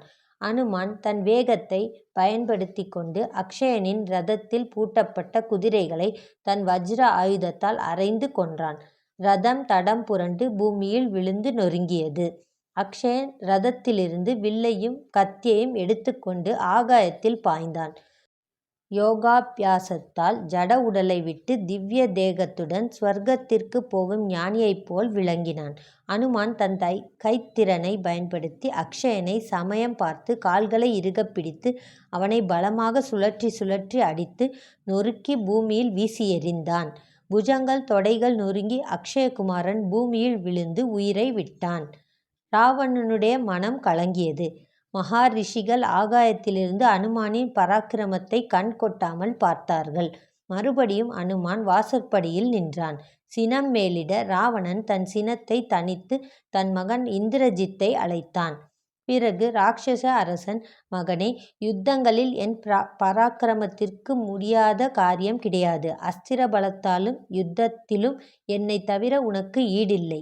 நீ தேவர்களையும் அவர்களுடைய அரசனான இந்திரனையும் வெற்றி பெற்று பிரம்மாவிடம் அஸ்திரத்தை பெற்றாய். அதனால் நீ சென்று என்ன தேவையோ அதனை பயன்படுத்தி இந்த மர்மமான சத்ருவை அடக்கி பிடித்து வா என்று உத்தரவிட்டார். இந்திரஜித் ரதத்தில் ஏறி அனுமான் இருந்த இடத்திற்கு வந்தான். ரதத்தின் சத்தத்தையும் வில்லின் நானோசையையும் கேட்டு அனுமான் சந்தோஷத்தை அடைந்தார். இந்திரஜித் தன் பாணங்களை வர்ஷித்தான். அனுமான் சிம்மநாதம் செய்து ஆகாயத்தில் தாவினான். சரீரத்தை விருத்தி செய்து கொண்டான். யுத்தத்தில் அனுமானை தன் அம்புகளால் கொல்ல இந்திரஜித்திற்கு வாய்ப்பே கிடைக்கவில்லை. அனுமானுக்கும் இந்திரஜித்தை தாக்க தக்க சமயம் கிடைக்கவில்லை. பிறகு சகல அஸ்திரங்களின் இரகசியத்தை அறிந்த இந்திரஜித், இவன் இந்த அஸ்திரங்களால் எல்லாம் மரணமடைய மாட்டான்.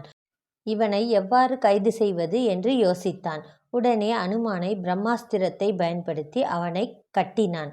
உடனே அனுமான் மூர்ச்சையாய் பூமியில் விழுந்தான். நினைவு திரும்பியவுடன் பிரம்மாஸ்திரத்தால் கட்டப்பட்டிருப்பதை உணர்ந்தான். தனக்கு முன்பு பிரம்மா கொடுத்திருக்கும் வரத்தை ஞாபகப்படுத்தி கொண்டான். எனக்கு யாதொரு கஷ்டமும் நேராதென்றும் இதற்கு ஒரு முகூர்த்தம் வரையில் நான் கட்டுப்பட்டிருக்க வேண்டும் என்பது பிரம்மாவின் வரம். பிரம்மாஸ்திரத்தால் கட்டப்பட்டிருந்த போதிலும் எனக்கு கொஞ்சம் கூட பயமில்லை. எனக்கு இது லாபம்தான்.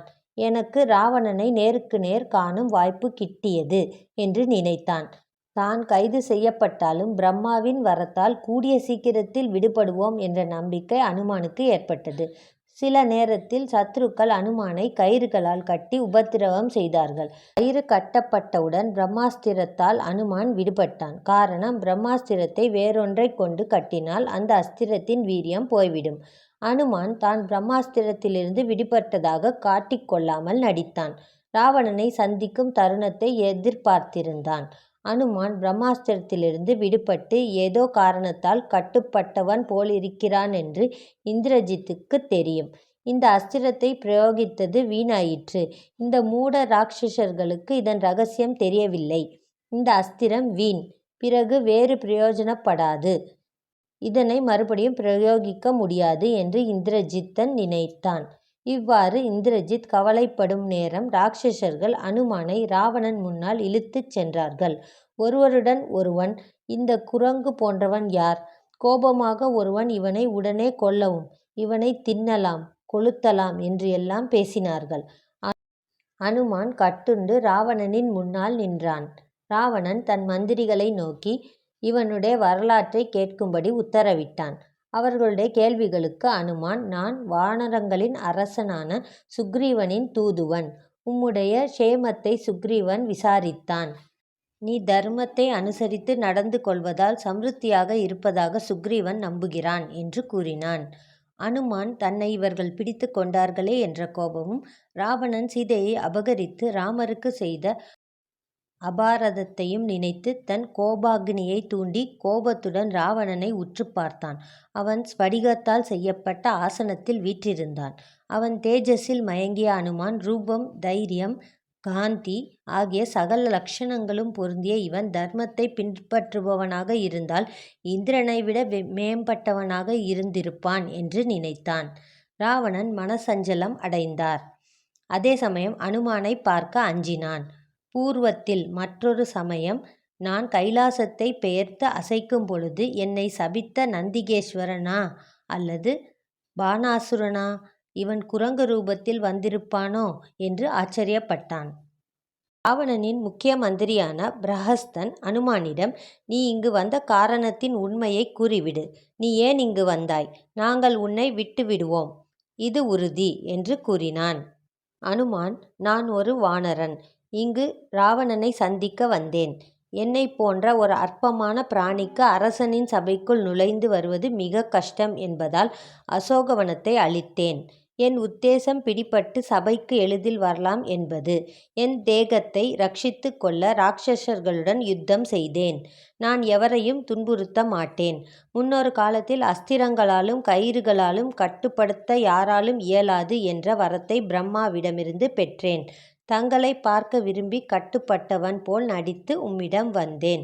இந்திரஜித்தின் பிரம்மாஸ்திரம் வீணாகிவிட்டது என்றான். இப்பொழுது நான் வந்த காரணத்தை கூறுகிறேன். என் பெயர் அனுமான். நான் தசரதர் மைந்தன் ராமனால் அனுப்பப்பட்ட தூதுவன். ராமரின் அபகரிக்கப்பட்ட மனைவியை வெகுநாள் தேடி சமுத்திரத்தை தாண்டி இங்கே தங்களுடைய கிரகத்தில் சீதையை கண்டேன். இலங்கேஸ்வரனே, ராமலக்குமணர்களின் பானங்களுக்கு தப்பிப் போனவர்களே கிடையாது என்பதனை தெரிந்து கொள். சுயம்புவான பிரம்மா, சிவன், இந்திரன் முதலியவர்களும் ராமரை யுத்த களத்தில் சந்திக்க அஞ்சுவார்கள். ராவணனே, நீ தர்மத்திற்கு முரணாக நடந்து கொண்டிருக்கிறாய். புத்திமான்கள் தர்மத்திற்கு விரோதமாக பெரிய ஆபத்திற்கு காரணமாகவும் வேருடன் நாசம் அடையக்கூடியதாகவும் இருக்கும் காரியங்களில் தலையிட மாட்டார்கள். காலம் கடப்பதற்கு முன் தயவு செய்து என் நல்ல வார்த்தைகளை ஏற்று சீதையை ராமரிடம் ஒப்படைக்கவும். உன்னுடைய தபோபலத்தால் தேவர்கள் அசுரர்களிடம் போர் புரிந்து உயிருடன் தப்பி இருக்கலாம். இப்பொழுது சீதையை அபகரித்து அதர்மத்தால் அழிவைத்தான் பலனாக பெறுவாய். என்னால் இலங்கையை அழிக்க முடியும் என்றால் சிருஷ்டி சம்ஹாரத்தை புரியும் ராமரை பற்றி கேட்க வேண்டுமா என்று பேசினான். இப்படி அனுமான் பேசிய வார்த்தைகள் கர்வம் கொண்ட ராவணனுக்கு கோபத்தை ஊட்டியது. அவன் கண்களை உருட்டி, இந்த குரங்கை கொன்று விடுங்கள் என்று உத்தரவு இட்டார். இதையெல்லாம் கேட்டுக்கொண்டிருந்த விபீஷணன், சகோதரனே, இவன் தூதன். தூதனை கொல்வது ராஜ தர்மம் அல்ல. நீங்கள் பரமார்த்த ஞானத்தில் மேலானவர். தங்களைப் போன்ற பண்டிதர்களே கோபத்திற்கு இடம் கொடுத்தால் சாஸ்திரங்களை படிப்பது வீண் சிரமம் அல்லவா என்று மிகவும் மென்மையான குரலில் கூறினான். ராவணன் விபீஷணன் கட்டுப்பாடில்லாமல் உபதேசம் செய்வதாக கருதி கர்வமாக, பாபிகளை கொல்வது பாபமா? ஆகையால் அனுமானை அவசியம் கொல்ல வேண்டும் என்றான். அதற்கு விபீஷணன், எக்காலத்திலும் எவ்விடத்திலும் தூதர்களை கொல்லக்கூடாது என்று பெரியோர்கள் சொல்லி இருக்கிறார்கள். இவ்வாறு இதுவரை நடந்ததும் கிடையாது. தூதுவர்களை தண்டிப்பதற்கு பெரியோர்கள் அநேக வழிகளை ஏற்படுத்தி இருக்கிறார்கள். தூதனை விகாரப்படுத்தலாம், சாட்டை அடி அடிக்கலாம், மொட்டை அடிக்கலாம், நீங்காத தழும்பை ஏற்படுத்தலாம் என்ற இது போன்ற தண்டனைகளை விதித்திருக்கிறார்கள் என்று வாதாடினான். பிறகு, அன்புள்ள ராவணா, உன்னை போன்ற சிறந்த வீரர்கள் கட்டுக்கடங்காத கோபத்திற்கு ஆளாக மாட்டார்கள். இவனை அனுப்பியவர்களாகிய சத்துருக்களைத்தான் கொல்ல வேண்டுமே அன்றி நம்மிடம் அனுப்பப்பட்டவனை கொல்வது தகாது. நம்மிடம் பழிவாங்கும் நோக்கத்துடன் உள்ள ராம லக்ஷ்மணர்களிடம் யுத்தம் செய்ய நம் சைனியத்தை ஏன் அனுப்பி நம் மகிமையை வெளிப்படுத்தவில்லை என்று விபீஷணன் கூறினான். இவ்வாறு தர்மாத்மாவாகிய சகோதரனின் சொல்வாக்கினால் ஹிதமான உபதேசங்களைப் பெற்று இறுதியில் இராவணன் மனமிரங்கி, குரங்குகளுக்கு பிரியமானது அவர்களின் வால் அல்லவா? ஆகையால் அதில் நெருப்பை வைத்து இந்த பட்டணம் முழுவதும் ஓரிடம் பாக்கியில்லாமல் அழைத்துச் செல்லுங்கள். மக்கள் இவன் எப்படிப்பட்ட வீரன் என்று பார்க்கட்டும் என்று பிறகு இவனை விரட்டி விடுங்கள். இவனை சார்ந்தவர்கள் இவன் அங்கஹீனமாய் இவ்வாறு கட்டளைகளை பெற்ற ராட்சசர்கள் அனுமானின் வாலில் பழைய துணிகளைச் சுற்றி அதன்மேல் எண்ணெயை ஊற்றி நெருப்பை வைத்தார்கள். அனுமான் தன் வாளை விருத்தி செய்து கொண்டு தன்னை வேடிக்கை பார்க்கும் ராட்சசர்களை எரியும் வாளால் அடித்தான். இதனைக் கண்ட ராட்சசர்கள் அனுமானின் மேல் விழுந்து அவனை கட்டினார்கள். அவர்களிடம் வேண்டுமென்றே கட்டுப்பட்ட அனுமான் இலங்கையை பகலில் சுற்றி பார்க்க தனக்கு அனுகூலமாக்கிக் கொண்டான். பிறகு ராட்சசர்கள் ஒரே சந்தோஷமாக அனுமானை இழுத்துக்கொண்டு நகரத்தைச் சுற்றி வந்தார்கள். அரக்கர்கள் மக்களிடம், இதோ நமது இரகசியங்களை கண்டுபிடிக்க வந்த தூதனை பாருங்கள் என்று கூச்சலிட்டனர். பெண்கள், குழந்தைகள், முதியவர்கள் எல்லாம் ஆர்வத்துடன் கூட்டம் கூட்டமாக வெளியே வந்தனர். சீதையை காவல் காக்கும் ராட்சசியர்கள் சீதையிடம் அனுமானின் நிலைமையை எடுத்து கூறினார்கள். இதை கேட்ட சீதை துயரமடைந்து அக்னி பகவானை வேண்டிக் கொண்டாள். நான் என் கணவருக்கு நேர்மையுள்ளவளாக இருப்பது உண்மையானால், இந்திரியங்களை அடக்கி பதிவிரதை என்பது நிஜமானால், அனுமானை நீ தகிக்காமல் குளிர்ந்து இருக்க வேண்டும். இவ்வாறு பிரார்த்தித்தவுடன் சீதை எரித்த ஓமகுண்டத்தில் தீ அசையாமல் இருந்தது. வாயு பகவான் சீதையை ஹிதம் செய்ய எரிகின்ற வாளால் அனுமானுக்கு வீசும் உஷ்ண காற்றை பனிக்கட்டிகளைப் போல குளிர்ச்சியாக மாற்றினார்.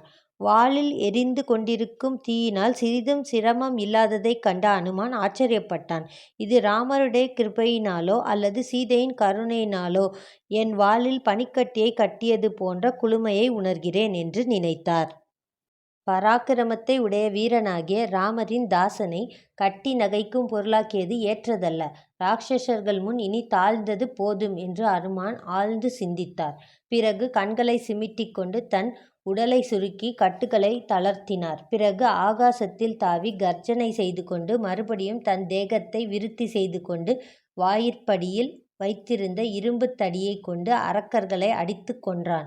ராமருக்கு திரும்பி செல்லும் முன் ராவணனையும் ராட்சசர்களையும் என்னிடம் கிருபை செய்கின்ற அக்னி பகவானுக்கு இந்த மாளிகையையும் கட்டிடங்களையும் பஸ்பம் செய்து திருப்தி செய்வேன் என்று யோசித்தான். இவ்வாறு தீர்மானித்த அனுமான் பிரஹஸ்தனின் அரண்மனை கூரை மேல் குதித்து அரண்மனையை தீக்கு இரையாக்கினான்.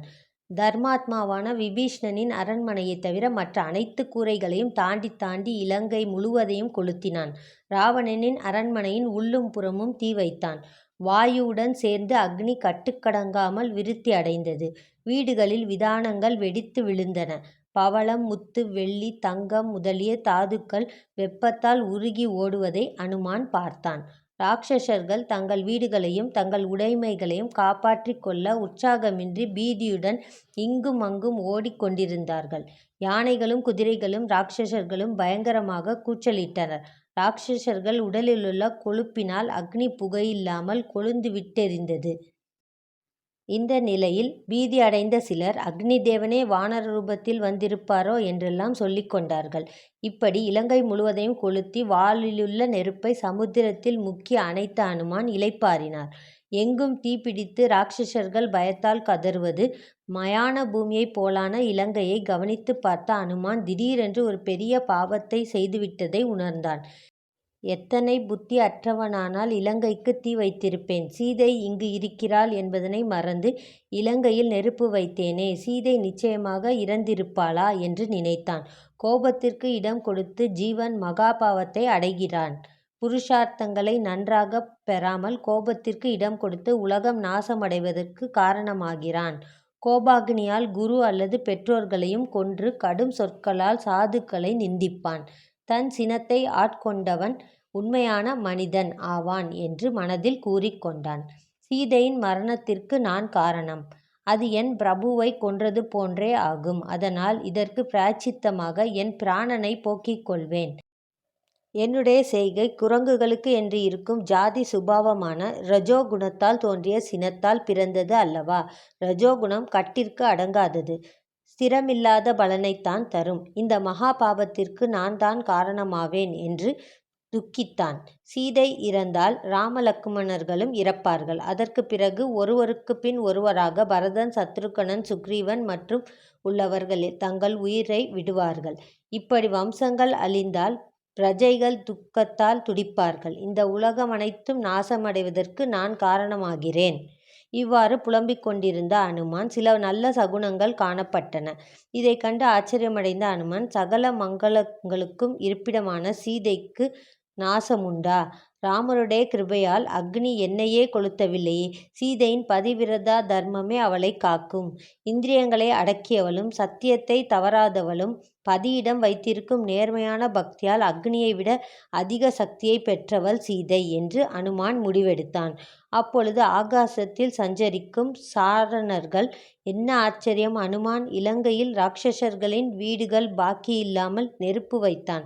ஆனால் சீதை யாதொரு அபாயமும் இல்லாமல் இருக்கிறாள் என்று பேசிக்கொண்டே அனுமான் கேட்டு மகிழ்ச்சி அடைந்து சீதை இருக்கும் இடத்திற்கு தாவிச் சென்றான்.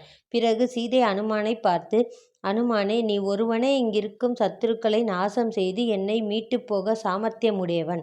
ஆனால் ராமரின் கீர்த்தி குறையும் என்றாள். பிறகு அனுமான் தான் வந்த காரியம் நிறைவேறினதால் திரும்பி போக உத்தேசித்து சீதையை நமஸ்கரித்தான். ராமரை சந்திக்க ஆசை கொண்டு அரிஷ்டமென்கிற பர்வதத்தின் மேல் ஏறினான். அந்த அனுமானின் காலடியினால் அழுந்திக் கொண்டதால் அவனுடைய பாரத்தால் நடுங்கிய மலையிலிருந்து கின்னரர்கள், கந்தர்வர்கள் மற்றும் மிருகங்கள் பயத்தால் ஓடின. அனுமானின் வேகத்தையும் அழுத்தத்தையும் தாங்காமல் அந்த மலை பூமிக்குள் புதைந்து பூமியோடு சமமாயிற்று. அதற்குப் பிறகு காற்றில் நீந்தி மறுபடியும் மைனாக பர்வதத்தை தொட்டு தன் மரியாதையை தெரிவித்துக் கொண்டான். இறுதியில் அனுமான் மகேந்திர மலையை நோக்கிச் சென்றான். தன்னுடைய வானர நண்பர்களை சந்திக்கவும் ஆவலுடன் சிம்மநாதம் செய்து கொண்டு வாளை ஆட்டி தன்னுடைய வெற்றியை தெரிவித்தான். அனுமானின் கர்ஜனையை கேட்டு கடற்கரையில் ஏக்கம் பிடித்திருந்த வானரர்கள் அனுமானை பார்க்க ஆசை கொண்டிருக்கையில் ஜாம்பவான் மிகுந்த சந்தோஷத்துடன் அனுமான் உத்தேசித்த காரியத்தை வெற்றியுடன் முடித்து வருகிறான் என்றான். வானரர்கள் மகிழ்ச்சியினால் குதித்தார்கள். அனுமானை பார்க்க விரும்பி மரத்திற்கு மரம் தாவி மலைக்கு மலை தாவினார்கள். சிலர் வஸ்திரங்களை வீசி காட்டினார்கள். இறுதியில் அனுமான் இறங்குவதைக் கண்டனர். வானரர்கள் கைகூப்பி வணக்கமாய் நின்றனர். சிறிது நேரத்தில் சகல வானர சிரேஷ்டர்களும் அனுமானை சூழ்ந்து கொண்டனர்.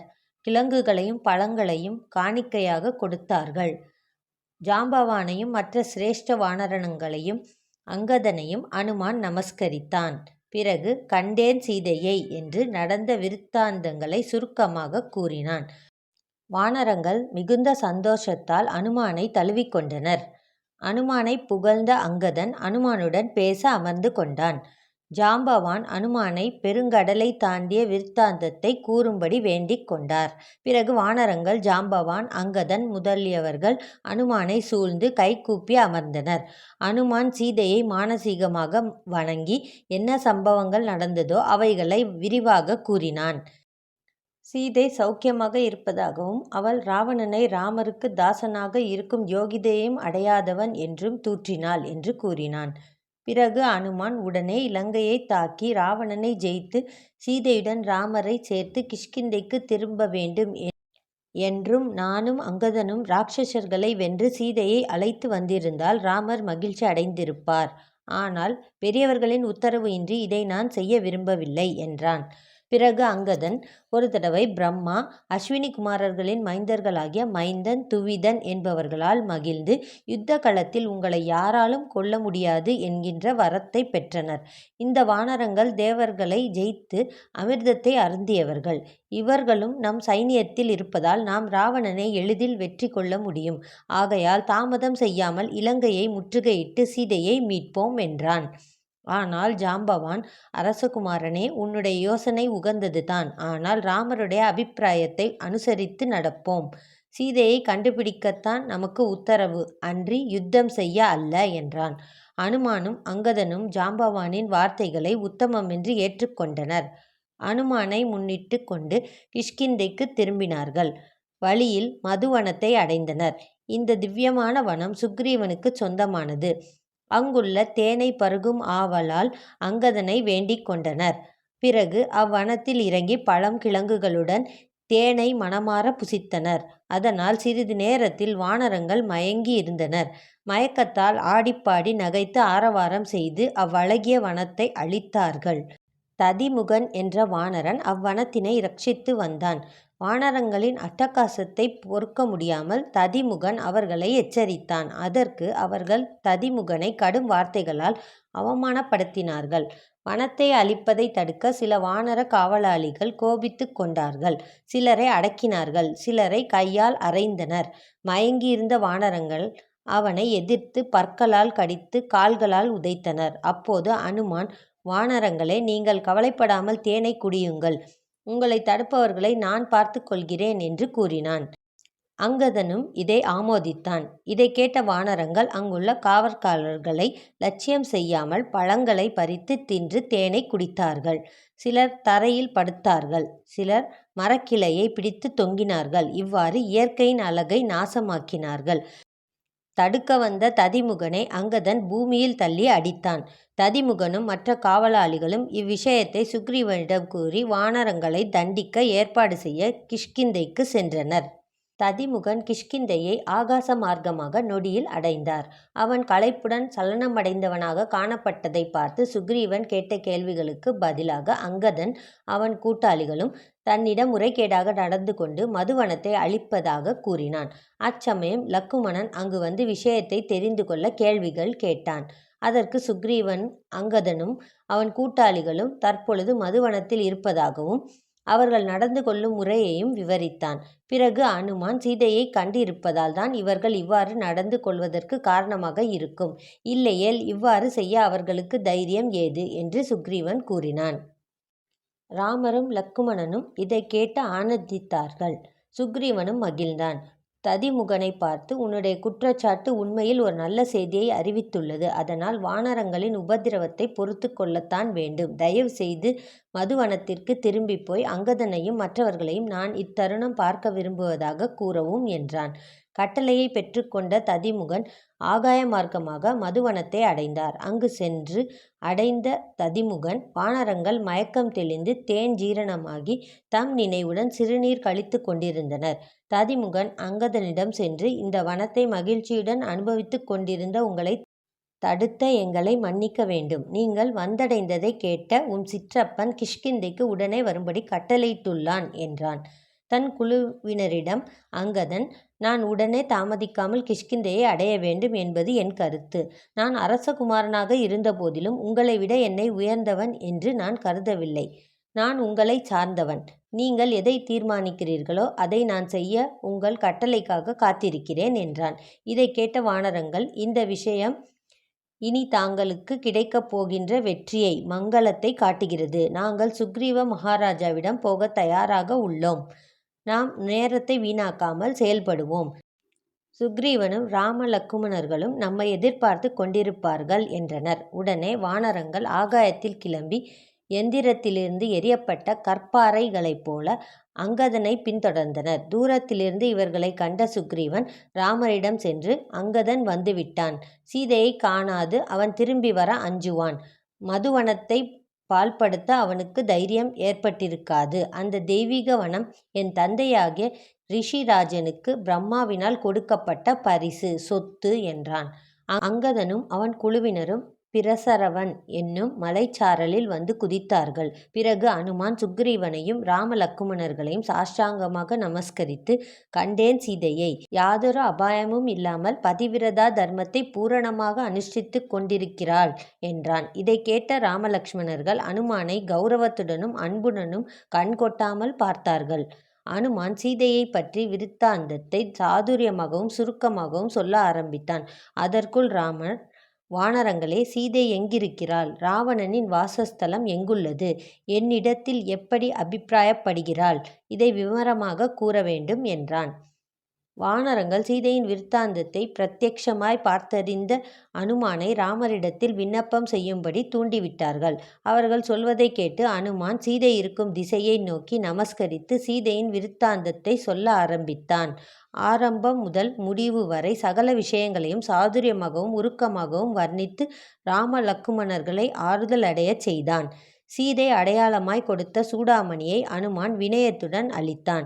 அனுமான், ஜனக மகாராஜாவின் புத்திரியான ஜானகி உம்மிடம் மாறாத விசுவாசத்தை வைத்திருப்பதால்தான் உம்மை பிரிந்திருந்தும் கஷ்டங்களுக்கிடையில் தன் உயிரை தாங்கிக் கொண்டு இருக்கிறாள். இறுதியில் அனுமான் சீதையின் 3 முக்கியமான செய்திகளை கூறினான். 1. இந்திரனின் மைந்தன் காக்கையின் ரூபத்தில் வந்து அவளுடைய மார்பகத்தை கீறிய சம்பவம். 2. ராமர் மணச்சிலையால் சீதையின் நெற்றியில் வேறு திலகம் இட்ட சம்பவம். 3. ஒரு மாதத்திற்குள் ராமர் வராவிட்டால் ராட்சசிகளால் ஒவ்வொரு நிமிஷமும் கொடுமைப்பட்டு ஒரு மாதத்திற்கு மேல் உயிர் பிழைத்திருக்க மாட்டாள் என்பதனை அறிவித்தான். இதை கேட்டு ராமர் சூடாமணியை மார்போடு அணைத்து அடங்காத பிரீதியுடன் பார்த்து துக்கம் மேலிட்டு கண்ணீர் வடித்தார். இதை கண்ட லக்குமணனும் அழுதான். தன் துக்கத்தை அடக்கிய ராமர், என் விவாக காலத்தில் சீதையின் தந்தை ஜனக மகாராஜாவினால் கொடுக்கப்பட்டது. இதை இந்திரன் முன்னொரு காலத்தில் ஜனகர் செய்த யாகத்தால் சந்தோஷித்து அவருக்கு வெகுமதியாக கொடுத்தார். அனுமானே, தொடர்ந்து துயரத்தை கேட்டு எனக்கு மயக்கமாக உள்ளது. தயவுசெய்து சீதையை பற்றிய செய்திகளை கூறிக்கொண்டே இரு. அது எனக்கு குளிர்ந்த நீர் தெளித்தாற்போல இருக்கிறது என்றான். அனுமான் மறுபடியும் சீதையை பற்றிய செய்திகளை தொடர்ந்து கூறினான். நான் சீதையை என் முதுகில் ஏற்றி உம்மிடம் அழைத்து வருவதாக கூறினேன். ஆனால் அவள் இதை மறுத்தாள். மற்றொரு ஆடவனை தொட்டுக்கொண்டு வர அவள் விருப்பப்படவில்லை. பிறகு சீதை கூறினாள், அனுமானே, நீ ராமர் என்னை மீட்பதற்கு வேண்டிய உபாயங்களை செய்ய வேண்டும் என்று திரும்ப திரும்ப கூறினாள். என்னுடைய துயரம் உண்மையில் சகிக்க முடியாதது. அதனால் எவ்வளவு நாள் உயிரை வைத்திருப்பேனோ என்பதை நான் அறியேன் என்றாள். பிறகு அனுமானே, ராமலக்குமணனும் வானர சிரேஷ்டர்களும் மலை போன்ற அலைகளுடைய இந்த பெருங்கடலை எப்படி தாண்டப் போகிறார்கள்? சமுத்திரத்தை தாண்டி ராவணனையும் அவர்களை சார்ந்தவர்களையும் யுத்தம் செய்து கொன்று இலங்கையையும் நாசம் செய்து என்னை அழைத்து போக நீ ஒருவனே போதும். ஆனால் ராமர் சைன்யத்துடன் இங்கே வந்து ராவணனையும் அவனை சேர்ந்தவர்களையும் யுத்தத்தில் கொன்ற பிறகே என்னை மீட்க வேண்டும். அது அவருடைய குலத்திற்கும் பராக்கிரமத்திற்கும் கீர்த்திக்கும் அழகு. இதுதான் என் விருப்பமும் ஆகும். திருடனைப் போல் ராவணன் என்னை எடுத்து வந்ததைப் போல இங்கிருந்து மற்ற ஆடவர்களுடன் ராமரிடம் திரும்ப விரும்பவில்லை என்றாள். அதற்கு நான், அனுமான், தாயே, கணக்கற்ற வானர வீரர்கள் எளிதில் பெருங்கடலை தாண்டி இலங்கையை அடைவார்கள் என்று கூறினேன். பிறகு தேவைப்பட்டால் நான் உம்மையும் ராமரையும் லக்குமணனையும் தோளில் சுமந்து வருவேன் என்றும் வாக்களித்தேன். என்னால் முடியும் வரை சீதைக்கு தைரியமூட்டினேன். ஆனால் அவளுடைய ஆபத்தான நிலையை யோசித்து பார்த்தால் தாமதமின்றி ஏதாவது ஒரு வழி செய்து திட்டமிட்டு இலங்கையை நாம் முற்றுகையிட வேண்டும். தாங்கள் பகைவர்களை நிர்மூலமாக்கி சீதையை தங்களுடன் அயோத்திக்கு அழைத்துச் சென்று ராஜ்யாபிஷேகம் பெறுவதை அதிசீக்கிரத்தில் நாங்கள் எல்லாரும் கண்டு களிக்கும் பாக்கியம் எமக்கு அருள வேண்டும் என்று அனுமான் ராமரை வேண்டிக் கொண்டார். சுந்தர காண்டம் முற்றிற்று.